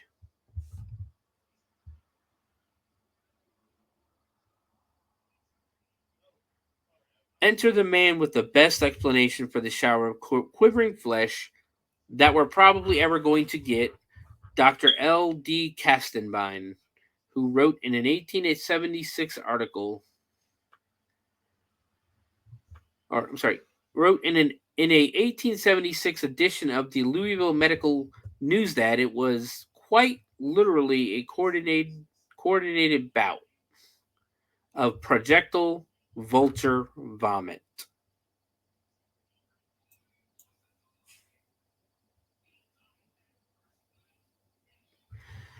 Having obtained a sample of his own, Kastenbein set fire to it and observed that it smelt distinctly of rancid mutton. The only plausible theory explanatory of this anomalous shower appears to the person writing the article, to be that suggested by the old Ohio farmer the disgorgement of some vultures that were sailing over the spot. From their immense height, the pest particles were scattered by the prevailing wind over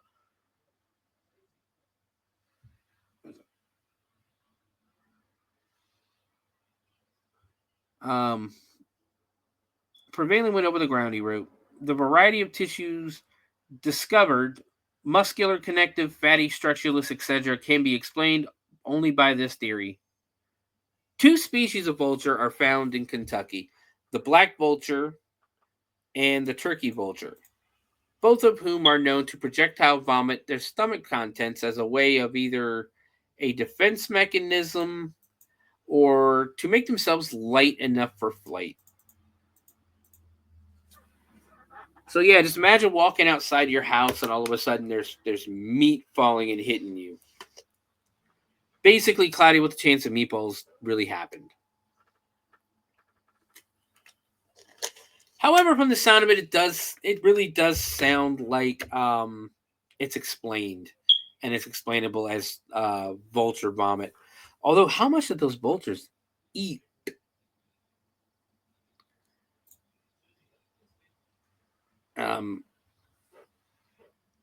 So yeah, again, something that sounds more like a take my headphones off because it's starting to hurt a little bit. Almost sounds like something that is just easily explained. It's not skepticism. It's just they're easily explained. But we're gonna move on. We're gonna go back to Louisville. As tales of Kentucky's gargoyle-like creature documented in headlines.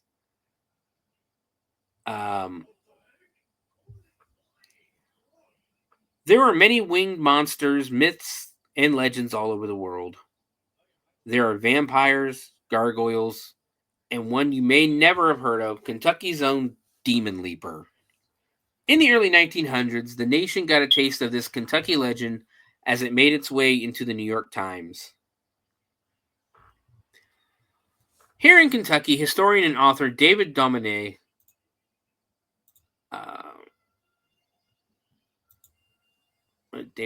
explained, people looking up to spires for a number of generations have reported sightings of a strange gargoyle-like creature. A gargoyle-like creature, one of the most bizarre stories the bluegrass has to offer. Some people thought it was one of the gargoyles on the spires that came to life, explained Domine. Gargoyles perched on the side of the Victorian Gothic Walnut Street Baptist Church, built around 1902, seemed to peer over the sidewalks, keeping watch over the parishioners and the neighborhood. The Demon Leaper seems to have attributes much like these same gargoyles perched along the church's rooftop. It's a bat-like creature with leathery skin, wings, claws, and talons, and it's been seen to hop along the roof. Domine creatively described. The creature was often seen off on the roof of Walnut Street Baptist Church, but its wings gave it the ability to travel and to fly. So it's been on other structure rooftops as well. They call it the Demon Leaper. They call it Demon Leaper. It's perhaps one of our most famous legend in old Louisville, Domine stressed. Louisville's Demon Leaper was famous enough that on September 12, 1880, the accounts of the creature made its way into the headlines of the New York Times. An aerial mystery, it read. The Courier-Journal and the Madisonville Times also kept track of the winged creature. The Courier-Journal reported that people downtown were terrorized by what they call an agile monkey. Some people say he was wearing a kind of shiny suit. Other people say it was his skin that was shining. And a lot of people refer to him as Kentucky's Mothman, Domine further explained. The so-called Mothman was first sighted in West Virginia, 1966. He was described as a man with wings. The eerie figure was close to 7 feet tall with bright, fiery eyes. And for some sightings of the Mothman,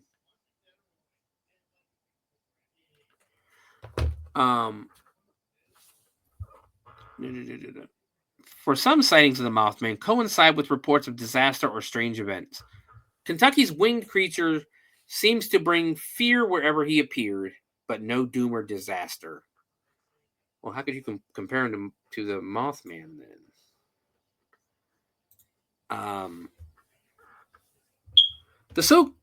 Domine smiled as he explained, for the most part, he's pretty harmless from what I can tell. He's never really hurt anyone. He would poke people and scratch people. Tales of strange winged creatures in this part of the country, go back to Native American legend and possibly halfway around the world. This ties into something across the pond in Great Britain that was known as Spring Hill Jack. It was a capped figure. People didn't know if it was a man or a beast that would terrorize people in London. When he started to fade out in London, all of a sudden we started getting reports of him in the United States, Domine said. In London, he first appeared in 1837, but years later, a similar winged creature appeared in Old Louisville. So basically, it sounds either there's somebody was up there fucking around in a suit, or one of the gargoyles came to life. Or people are just seeing the gargoyles up there and they're getting a little confused because they are pretty high up there. It's a large church.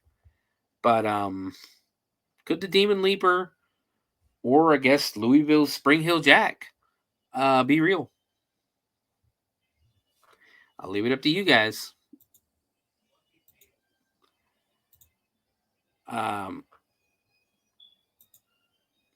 Moving on, we get our first, and I believe this is our only one. There are a few lake monsters, but I think I only went with one. And that is the Harrington Lake Eel Pig.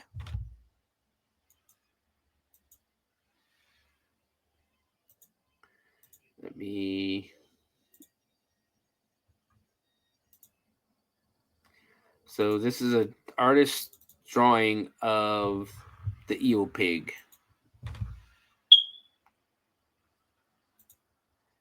So back in 1925, Kentucky Utilities set out to build a dam by flooding the Dix River, a tributary of the Kentucky River. The resulting dam would be known as Dix Dam, and the soon-to-be-created lake would forever be known as Lake Harrington. At the time, the dam was regarded as a major engineering accomplishment, as it was the largest earth-filled dam at the time. Upon completion of the dam, Lake Harrington filled up and took on a maximum depth of 249 feet, making it the deepest lake in Kentucky, and covered 2,335 acres, nearly 4 miles. Like every large man-made lake in North America, Lake Harrington is known as an excellent spot for fishing. The lake contains a high number of different species of fish, including catfish, hybrid striped bass, crappie, and bluegill. But there is said to be one aquatic creature in the lake that many fishermen hope to never encounter face to face. A creature known as eel pig. Almost immediately after the creation of the lake, people from the surrounding area claimed to see the eel pig swimming within. The creature is most often described as roughly between 15 feet long, with a body like that of an eel and a skin tone / pattern reminiscent of a speckled fish. It is said to be as fast as a boat at times and also possess a stubby pig-like snout and a somewhat curly tail, which are both seen poking above the water when the creature is in the rest area, or when the creature is in the area. While many people have claimed to see eel pigs since the 1920s, the creature's existence was thought of as possible until a sighting was made in 1972 by University of Kentucky professor Lawrence S. Thompson, who owned a lake home on Harrington. Thompson stated that he had seen the eel pig swimming around the area on multiple occasions, and that after his many sightings, the species of the creature remained unknown. Upon hearing the news that a university professor had witnessed a monster in the lake, the newspaper, the Louisville Courier, made quick work of setting up an interview, asking the professor if he truly believed that he had seen what he had seen was a real monster. Thompson responded by saying it's only a monster in the sense that one would call an alligator a monster, if they had ever seen one before. While sightings of the eel pig are said to continue, there have been no sightings as prominent as Professor Thompson's in 1972. This means that for over 92 years, nobody has figured out what the monster is or was. There are, however, many theories as to what the eel pig could be. These range from the always outrageous to the possibly believable. Some people claim that during the flooding of the Dix River, Kentucky Utilities inadvertently opened a passage to a series of underground limestone caves in which this species of eel pig already existed. That is very believable, very plausible. Congratulations. Others think that the monster is actually a prehistoric relic that originally lived in the Mississippi River but made its way down to the Kentucky River while following a food source. The monster then became trapped in Lake Harrington after Dick's Dam was built. Both interesting and entertaining theories, but realistically improbable, according to this author. Other more grounded theories include possibly misidentified alligator gar or a fish species, a real pig that was seen swimming in the lake and misidentified as a monster, or a simple prank that took on a life of its own, or an out-of-place alligator. While it is easy to laugh off at first, it should be noted that out-of-place alligators often turn up in unlikely places across multiple states because people try to take the little itty-bitty baby ones as pets. And then when it grows up and becomes the monster that, the man-eaters that they are, not really man-eaters, but the carnivores that they are, now it's time to get rid of them.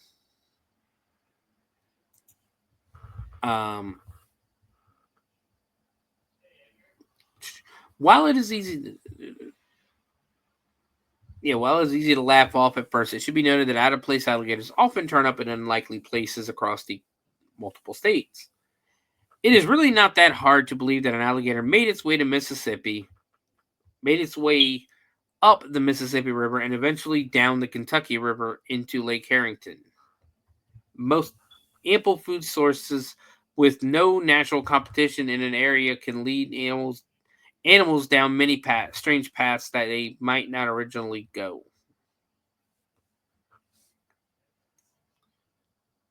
While the eel pig may seem like nothing but a local legend or funny story to some, others feel it is a legit living creature that has just not been identified yet.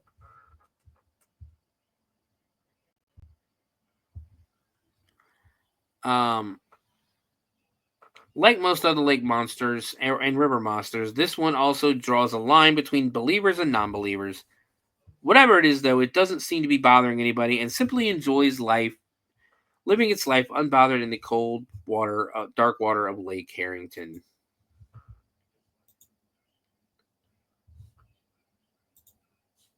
So, yeah.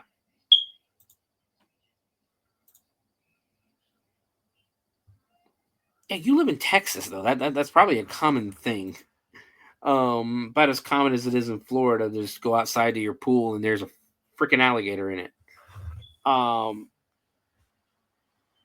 thinking it's just a species of fish that got mislooked at. It's probably a huge fish. Could be a sturgeon. I don't know if sturgeons are freshwater or not, but that's what I'm thinking. I'm thinking it's just a type of fish that just people didn't recognize or something. But that is the only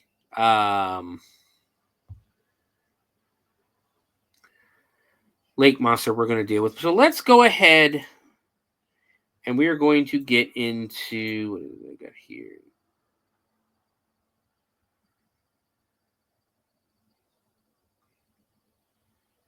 Okay. So we're going to get into our final cryptid.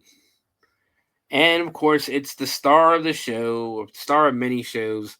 It is the one cryptid that is in every single state, I believe. Ladies and gentlemen, let's talk about Bigfoot.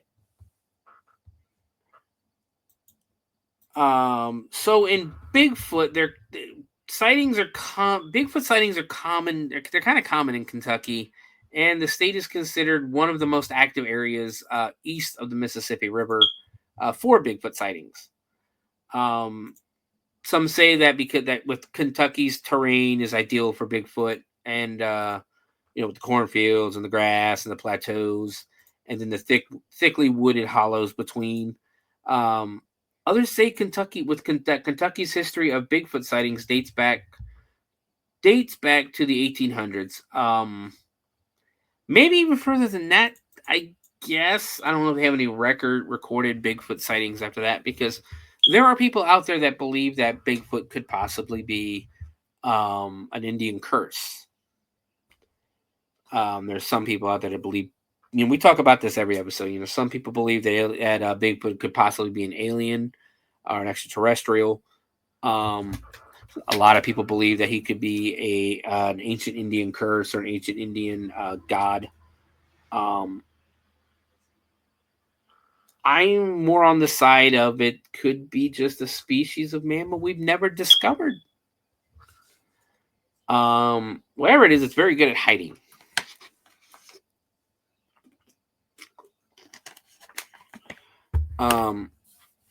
So according to cryptologist Ava Martinez, two of the most well-known locations associated with Bigfoot are Mammoth Cave National Park and the Red River Gorge. Of the 398 reported sightings, Kentucky Bigfoot reports that only 85 have been both visual and included either audio of Bigfoot or Bigfoot tracks. And if you also notice, every state calls it something different. Kentucky, they call Bigfoot the hillbilly beast of Kentucky. The hillbilly beast of Kentucky, also called the hillbilly beast, is a Kentucky urban legend similar to Bigfoot that reportedly roams the hills of eastern Kentucky near the Ohio River. The hillbilly beast of Kentucky is supposedly 8 to 10 feet tall and weighs over 800 pounds. The hillbilly beast of Kentucky also reportedly has black eyes that glow orange during the night and vocalizes using shouts and banging on trees. It shares the rest of its features with the aforementioned Bigfoot.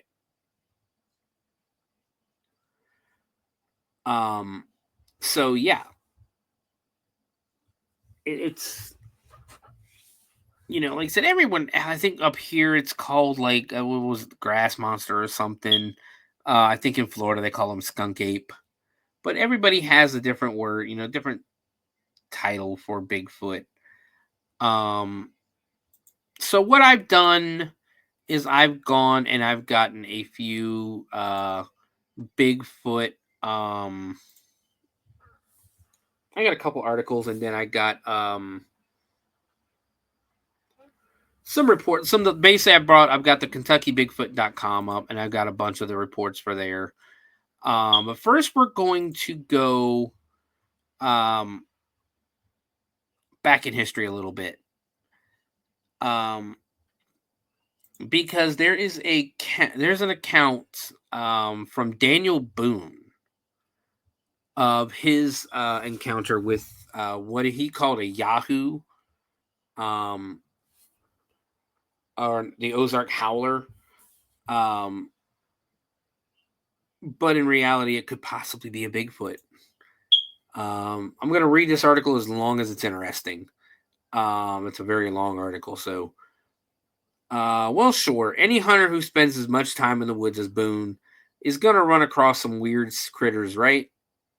This is from Frontier Partisans, by the way. Now hunters have also been known to tell a tall tale or two as well. So I guess we take our choice. Boone's fine biographer John MacFarriger recounts a tale from late in the long hunter's story life. Tradition said that Boone visited Limestone about that time, staying with his cousin Jacob Boone, a prominent merchant in the town.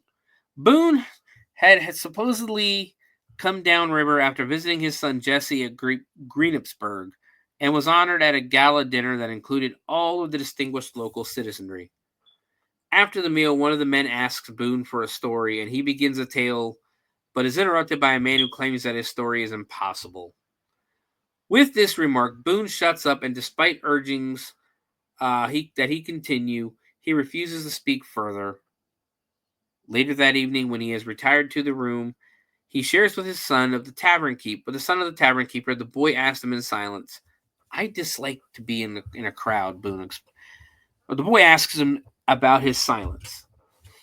"I dislike to be in a crowd," Boone explains, "and would not have opened my lips had that man remained." "Well, we are alone now," says the boy, and he presses the old man to tell the story. "You shall have it, honey," says Boone, who has taken a fancy to him, and proceeds to tell him of killing a 10-foot hairy giant he called a Yahoo. The Yahoos were giant beasts in human shape from Boone's favorite book, Gulliver's Travels. It was a tall tale that Boone repeated to a number of people during his last year, one such as he would have told in a winter camp. Boone and his company of long hunters regularly read from Gulliver's Travels during his original 1769 to 1770 long hunt into Kentucky. I've always got a kick out of the image of Boone in the wilds of what would become the Bluegrass State, packing the best-selling fantasy yarn of his era. Lulbergrud Creek in Kentucky was named by the Boone Long Hunt Party, a corruption of Swift's Long Lorbegrud. I am not German. From the U.S. Forest Service history of the Boone National Park. Let's see, making sure does this have anything to do with... in addition to killing a Yahoo, Boone is reported to have a couple of encounters with the Ozark Howler after he left Kentucky for lands across the Mississippi and Missouri.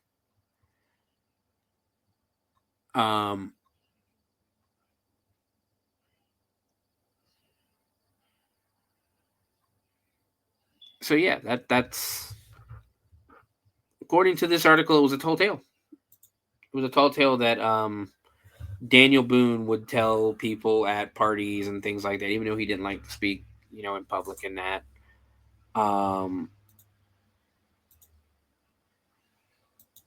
So let's see. I know I got another article here. Let's do this one real quick. I'm trying to find this one article that I know I have.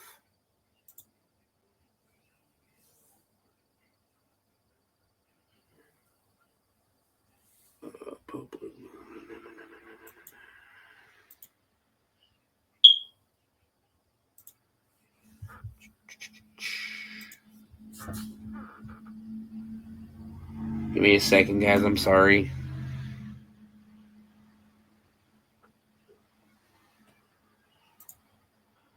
So I don't have this article anymore for some reason. But let me get this ready to go. So basically what the article was about, I don't know what I've done with the article, but the article was about was a sighting in Kentucky that was captured on camera. It could very possibly be explained, but I'll let you guys decide. I do have the video. Let me put it in a different window to make it a little easier so we can all watch it together.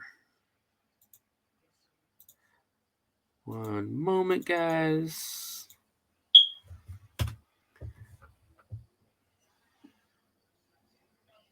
There we go.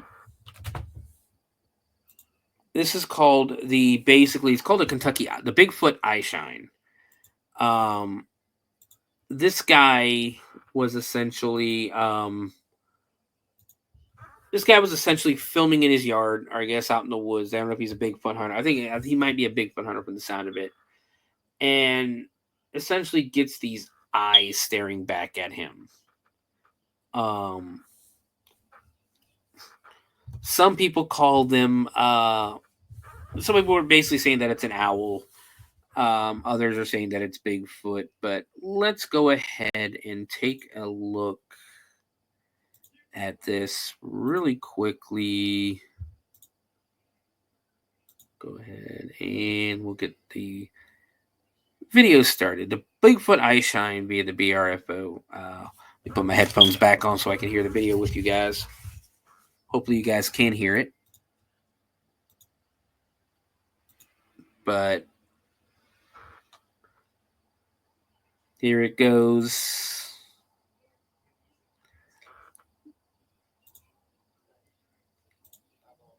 Let's go back and hopefully it's expanded like it's on here. I really don't know.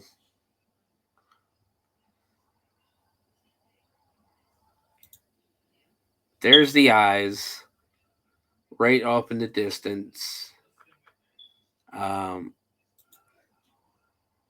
They could very well be. Let me turn the volume of the video down.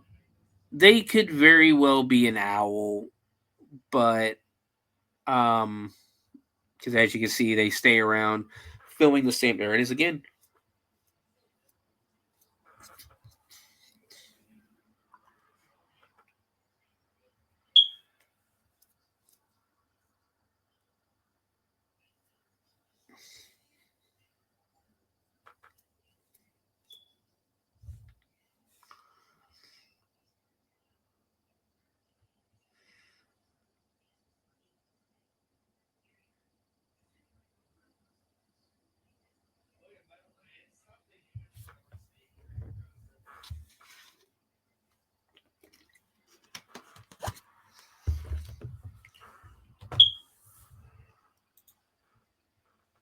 So there you go. There's the video.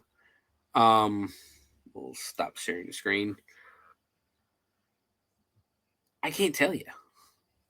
It's a little too dark. I don't see anything for an owl to be perched on. I did watch another video from, I think his name is Phil Barackman or Cliff Barackman. My buddy in Ohio who is a Bigfoot enthusiast, Bigfoot hunter, you would say.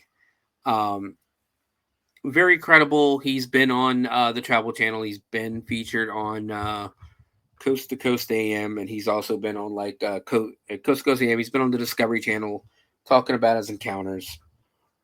And he travels the country talking at Bigfoot cons and stuff like that. But it's I don't know. That's the thing, guys. I watching Cliff Barackman's video, and I'll try to put a link in the comments. Of he saw the video and he's playing the video and he tries to match it up as best as he can. There's where whatever the eyes were coming from, there was no nowhere for an owl to be perched. It does look like an owl. I'm not gonna tell you it doesn't. It does look like an owl. But it does. I just don't see where it could be perched. They tried to recreate it in that. I think they decided it was almost like 8 feet 9 inches off the ground. But there was nothing for it to be for an owl to be perched on, unless the owl was clinging to the tree itself. But it could very well be either one. Again, I'll let you guys, decide for yourself if you think it's real or not, if you think it's an actual evidence or not.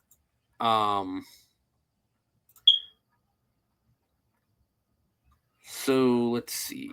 We'll go ahead. We'll do some reports real quick from the area, and then we'll call it a night on the Kentucky cryptids. The first one, I've got Rowan County up here.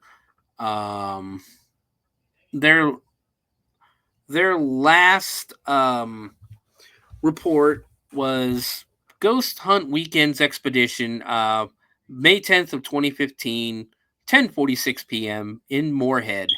Location is Cave Run Lake, trails off dam parking lot.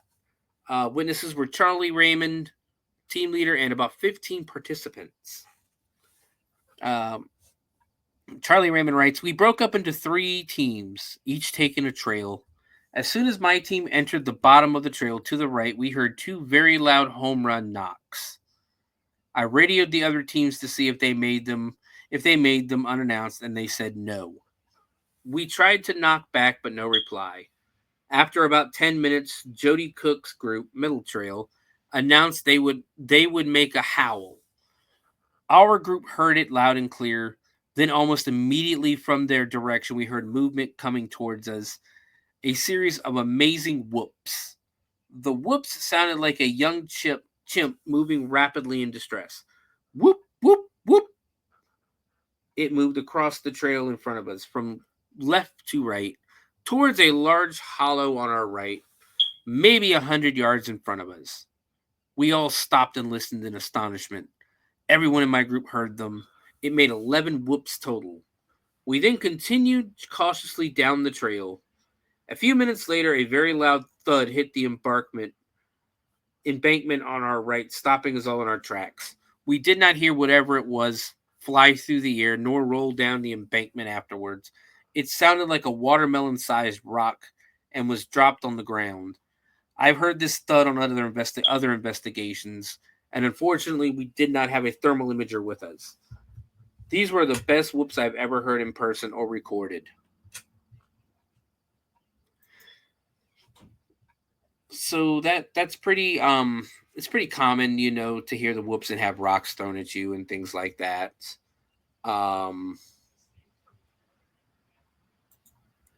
So yeah, that's why a lot of people get excited, especially my buddy Mike, who's part of the Ohio Night Stalkers, said.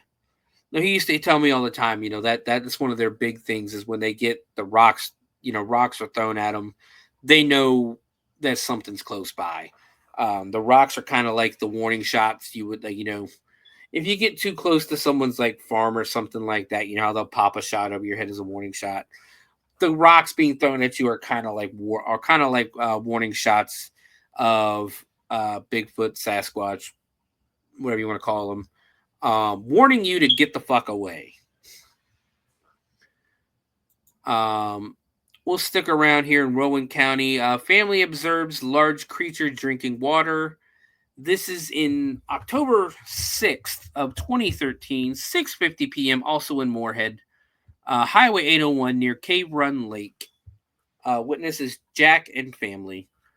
The encounter was, I received a phone call this evening at 6:12, October 7th, 2013, from a witness who observed a Bigfoot-like creature at Cave Run Lake as he was driving from Highway 1274 north towards Highway 60. He just came over a hill, and that's when he noticed a very dark brown/black figure kneeling by the water.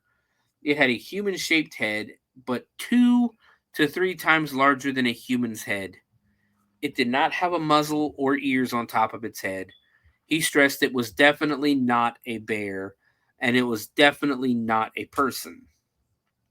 He had a very clear view of the creature as it was only about 50 feet from the road and the driver's side. Jack slowed down to look at it as he passed it. So the sighting lasted about 30 seconds. The hair was long, about 3 to 4 inches, and uniform in color throughout, very dark brown or black.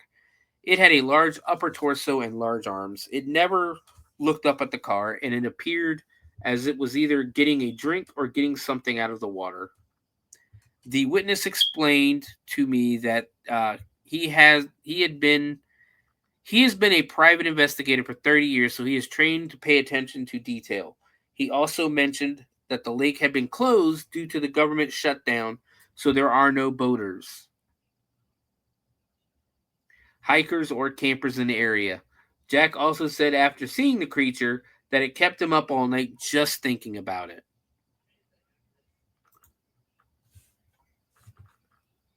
So, I don't know if it's just me. I would stop. And watch. Stop and look, Try to grab a picture or something.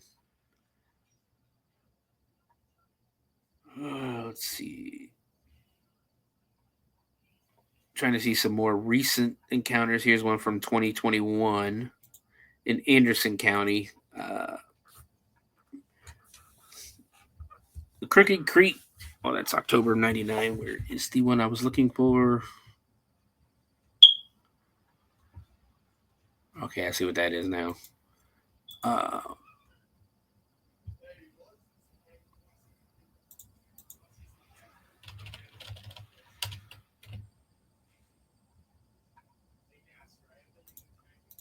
Give me a second to bring up the counties again.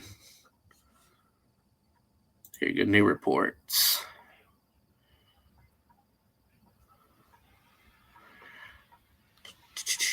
See, let's go to Caldwell County. Let's see what they got.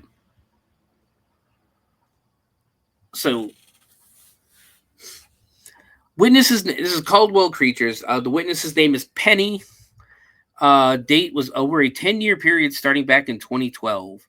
Mostly at night after 11 p.m., one daytime incident in Princeton, Kentucky, off of Highway 293. The witness is an elderly female who lives alone in a farmhouse. Over the last 7 years, suspected Bigfoot activity has been taking place on her farm, particularly during the spring into the early summer. In approximately 2015, the witness was outside in the late evening, almost dark, feeding her cats and her neighbor's horses when she saw movement at the nearby woodline. She then saw a very large brownish-black upright figure standing watching her. The figure was constantly swaying back and forth and was covered in what appeared to be a wool-like fuzzy hair, almost as if it was wearing a huge fur coat. The witness then saw what she believed to be a large eye shine as the figure turned. It began walking away from her hastily. The witness stated she was surprised by how the figure seemed to be smoothly gliding rather than bouncing or bobbing as it walked. In approximately 2017, the witness had her grandson visiting her home. While the boy was playing in the yard, he located the witness inside her house and indicated he was hearing loud, scary screams from the woods behind the house. As they both walked back outside, the witness heard loud howling/moaning screams coming from the direction of the woods, which sounded exactly like Bigfoot calls she had heard on the television multiple times before. Now, let me also state real quick that a lot of times, especially the skeptics, will they will say that, Bigfoot howls kind of sound like coyotes. And we do have coyotes in the area. Here in Ohio, we have coyotes, and I'm pretty sure down in Kentucky, they also have coyotes up in the woods.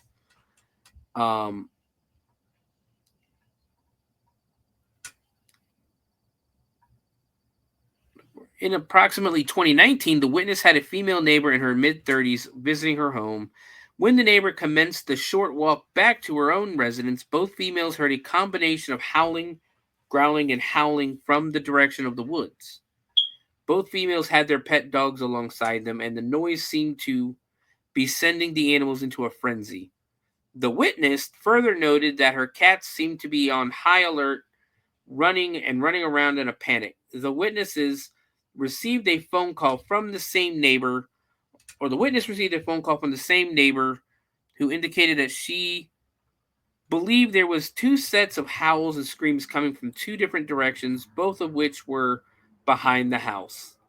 The neighbor suggested it may have been a nearby relative acting silly by trying to howl like a wolf from the woods in an attempt to startle the females. The witness also stated that at the time she had hollered out to the woods, "I know it's you trying to scare us, and you don't even sound like a real wolf. Stop that." At that moment, she heard what sounded like a bunch of coyotes alongside the original howler, and the howls changed into a long, scary, moaning sounds. Both ladies then retreated into their homes.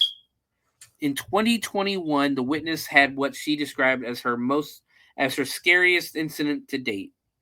One of her adopted cats had wandered into the woods, which caused her to go looking for the animal. As she entered the woodline, everything suddenly went quiet. The frogs stopped croaking, and the sounds of crickets went silent. Everything was silent. As the witness stood listening, she felt this overwhelming urge to immediately leave, and in her mind heard the words, "Go away." The witness instantly turned and left in fear, because that's what you do when you hear the words "go away." All right, now for the follow-up. I called and spoke with the witness on the evening of Friday, April 3rd, 2022 at approximately 4 p.m. Central Time. I found the witness to be very well-spoken Christian lady, down to earth and with a sharp mind. She appeared to remember all the incidents down to the most minor details. She was both excited and maybe a little afraid as she shared her experiences. And as a result of her experiences, she firmly believes these creatures are migrating or moving through her area each spring and early summer due to the increase of activities during those times. I conducted a Google Maps search, which clearly indicated her home is surrounded by several huge tracts of large forested areas, providing miles of woodline cover with several lakes, ponds, and creeks, providing a good source of water sustenance. I obtained the phone number of the female neighbor in order to follow up for inquiries to be conducted at a later date. In addition to this investigation, I also recently visited the home of a middle-aged man in the same county who stated he had heard loud howling screams and growls from behind his house. As Google Maps search revealed, these two separate witnesses are within a very close proximity of each other, and both heard sounds from the direction of the other's home. I find this information both very exciting and ironic. My opinion is that the witness is having visits from more than one Bigfoot as they travel through her home area. Don Biggiefoot Neal. That would be absolutely terrifying. There's many other reports from Kentucky here. Look up your state's Bigfoot. If you're really interested in Bigfoot, look up your state's Bigfoot reports. Your state's Bigfoot research organization.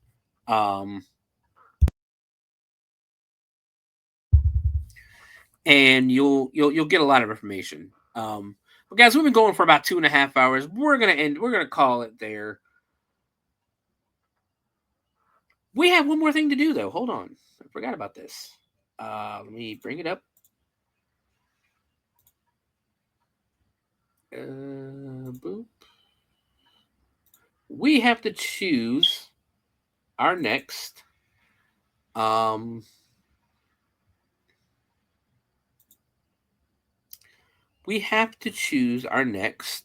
state that we are going to do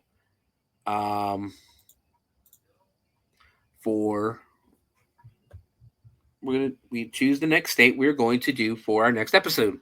Let me give it a couple of practices real quick. All right, we're ready to go. So let's go ahead. Let me bring you guys back up so I can share my screen so you guys can watch in excitement. We will see what we are going to do. Which state we're going to do next. Are we ready? Let's do it. And the lucky winner is going to be Mississippi. We are going further south. So on the next episode of of Shivers, when we do the Cryptids, we are going to be heading down to Mississippi for the Cryptids of Mississippi. Keep a lookout for the episodes. I'm going to try to do these at least once a month. Hope you guys enjoy what we've been doing here this week. As always, you can find me at the Bloody Binge Movie Podcast on YouTube, on Facebook, on X. You can also email me at bloodybinge@gmail.com for all of your movie suggestions or even some Shiver suggestions. Who knows? I'm not going to sit here and say we're going to do the Cryptids of Mississippi next month, but when we do Cryptids again, it's going to be Mississippi. I might decide to do something else, maybe some more paranormal, maybe some true crime. We'll see what's going on. But I want to thank everybody who participated, everybody who tuned in today. Thank you for tuning in. You can also find me on TikTok at Sewer Dweller, Twitch at Sewer Dweller 78. Again, I'm not very active on there. I gotta get back. I gotta get a little more active on there again. Don't forget, next Friday coming up on the podcast, we are doing on Bloody Binge Movie Podcast. We are doing Igor and the Lunatics from 1978.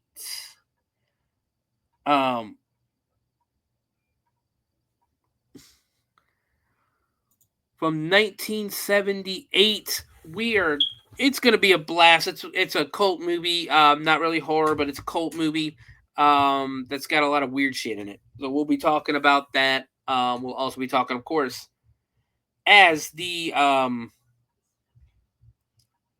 is the Bloody Binge Movie Podcast. We will also be updating the at least the horror movie news. If I can't find any haunt news, we'll go ahead and we'll keep doing the paranormal news because I have fun doing the paranormal news and the weird shit that's going on in the world. We'll talk about stuff like that. at some point, I'm gonna try to get the wrestling podcast going again.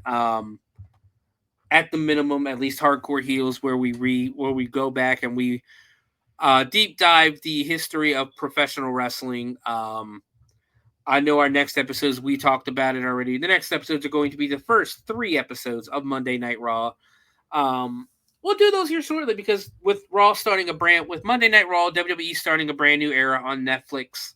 And with the amazing ratings they did on Netflix this past week, I'm interested. I want to start from the beginning. Plus, we're coming up on the 32nd anniversary of the first episode of Monday Night Raw. So we'll be doing that. We got a lot of stuff coming up. Good night, Jen. Hope you guys have a great night. Hope you guys aren't getting this white stuff down there in Texas like we are. I think it's stopped here. We were only supposed to get like 2 or 3 inches. But it's already screwing up the roads. I know my wife was out door dashing and she's already come home because she said she was getting stuck. And she's got a Ford Explorer, so yeah.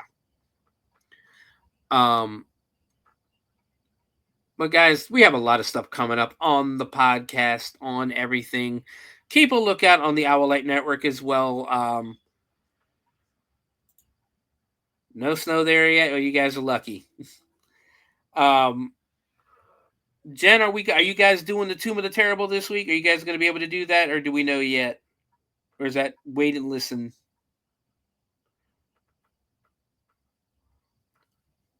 Or do you guys have anything coming up this weekend you'd like me to promote?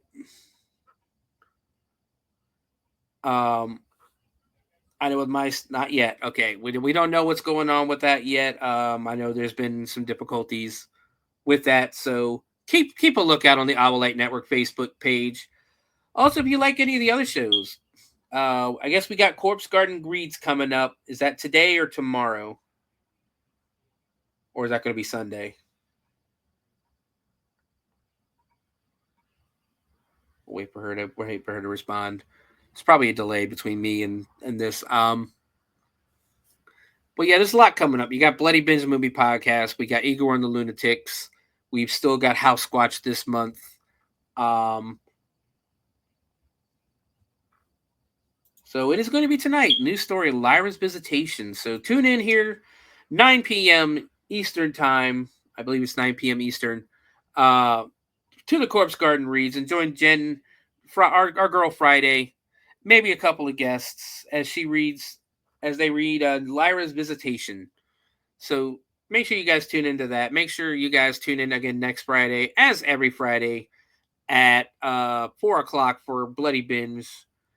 And support the networks, support my YouTube page. I would love to get some more YouTube likes on there. You can find me again on YouTube at the Bloody Binge Movie Podcast.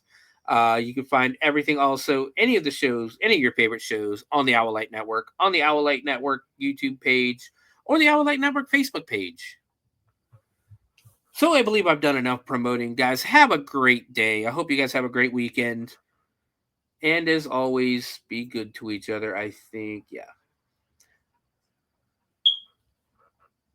So as always, guys, have a great weekend. Be good to each other. And as always, watch more horror movies. Good night.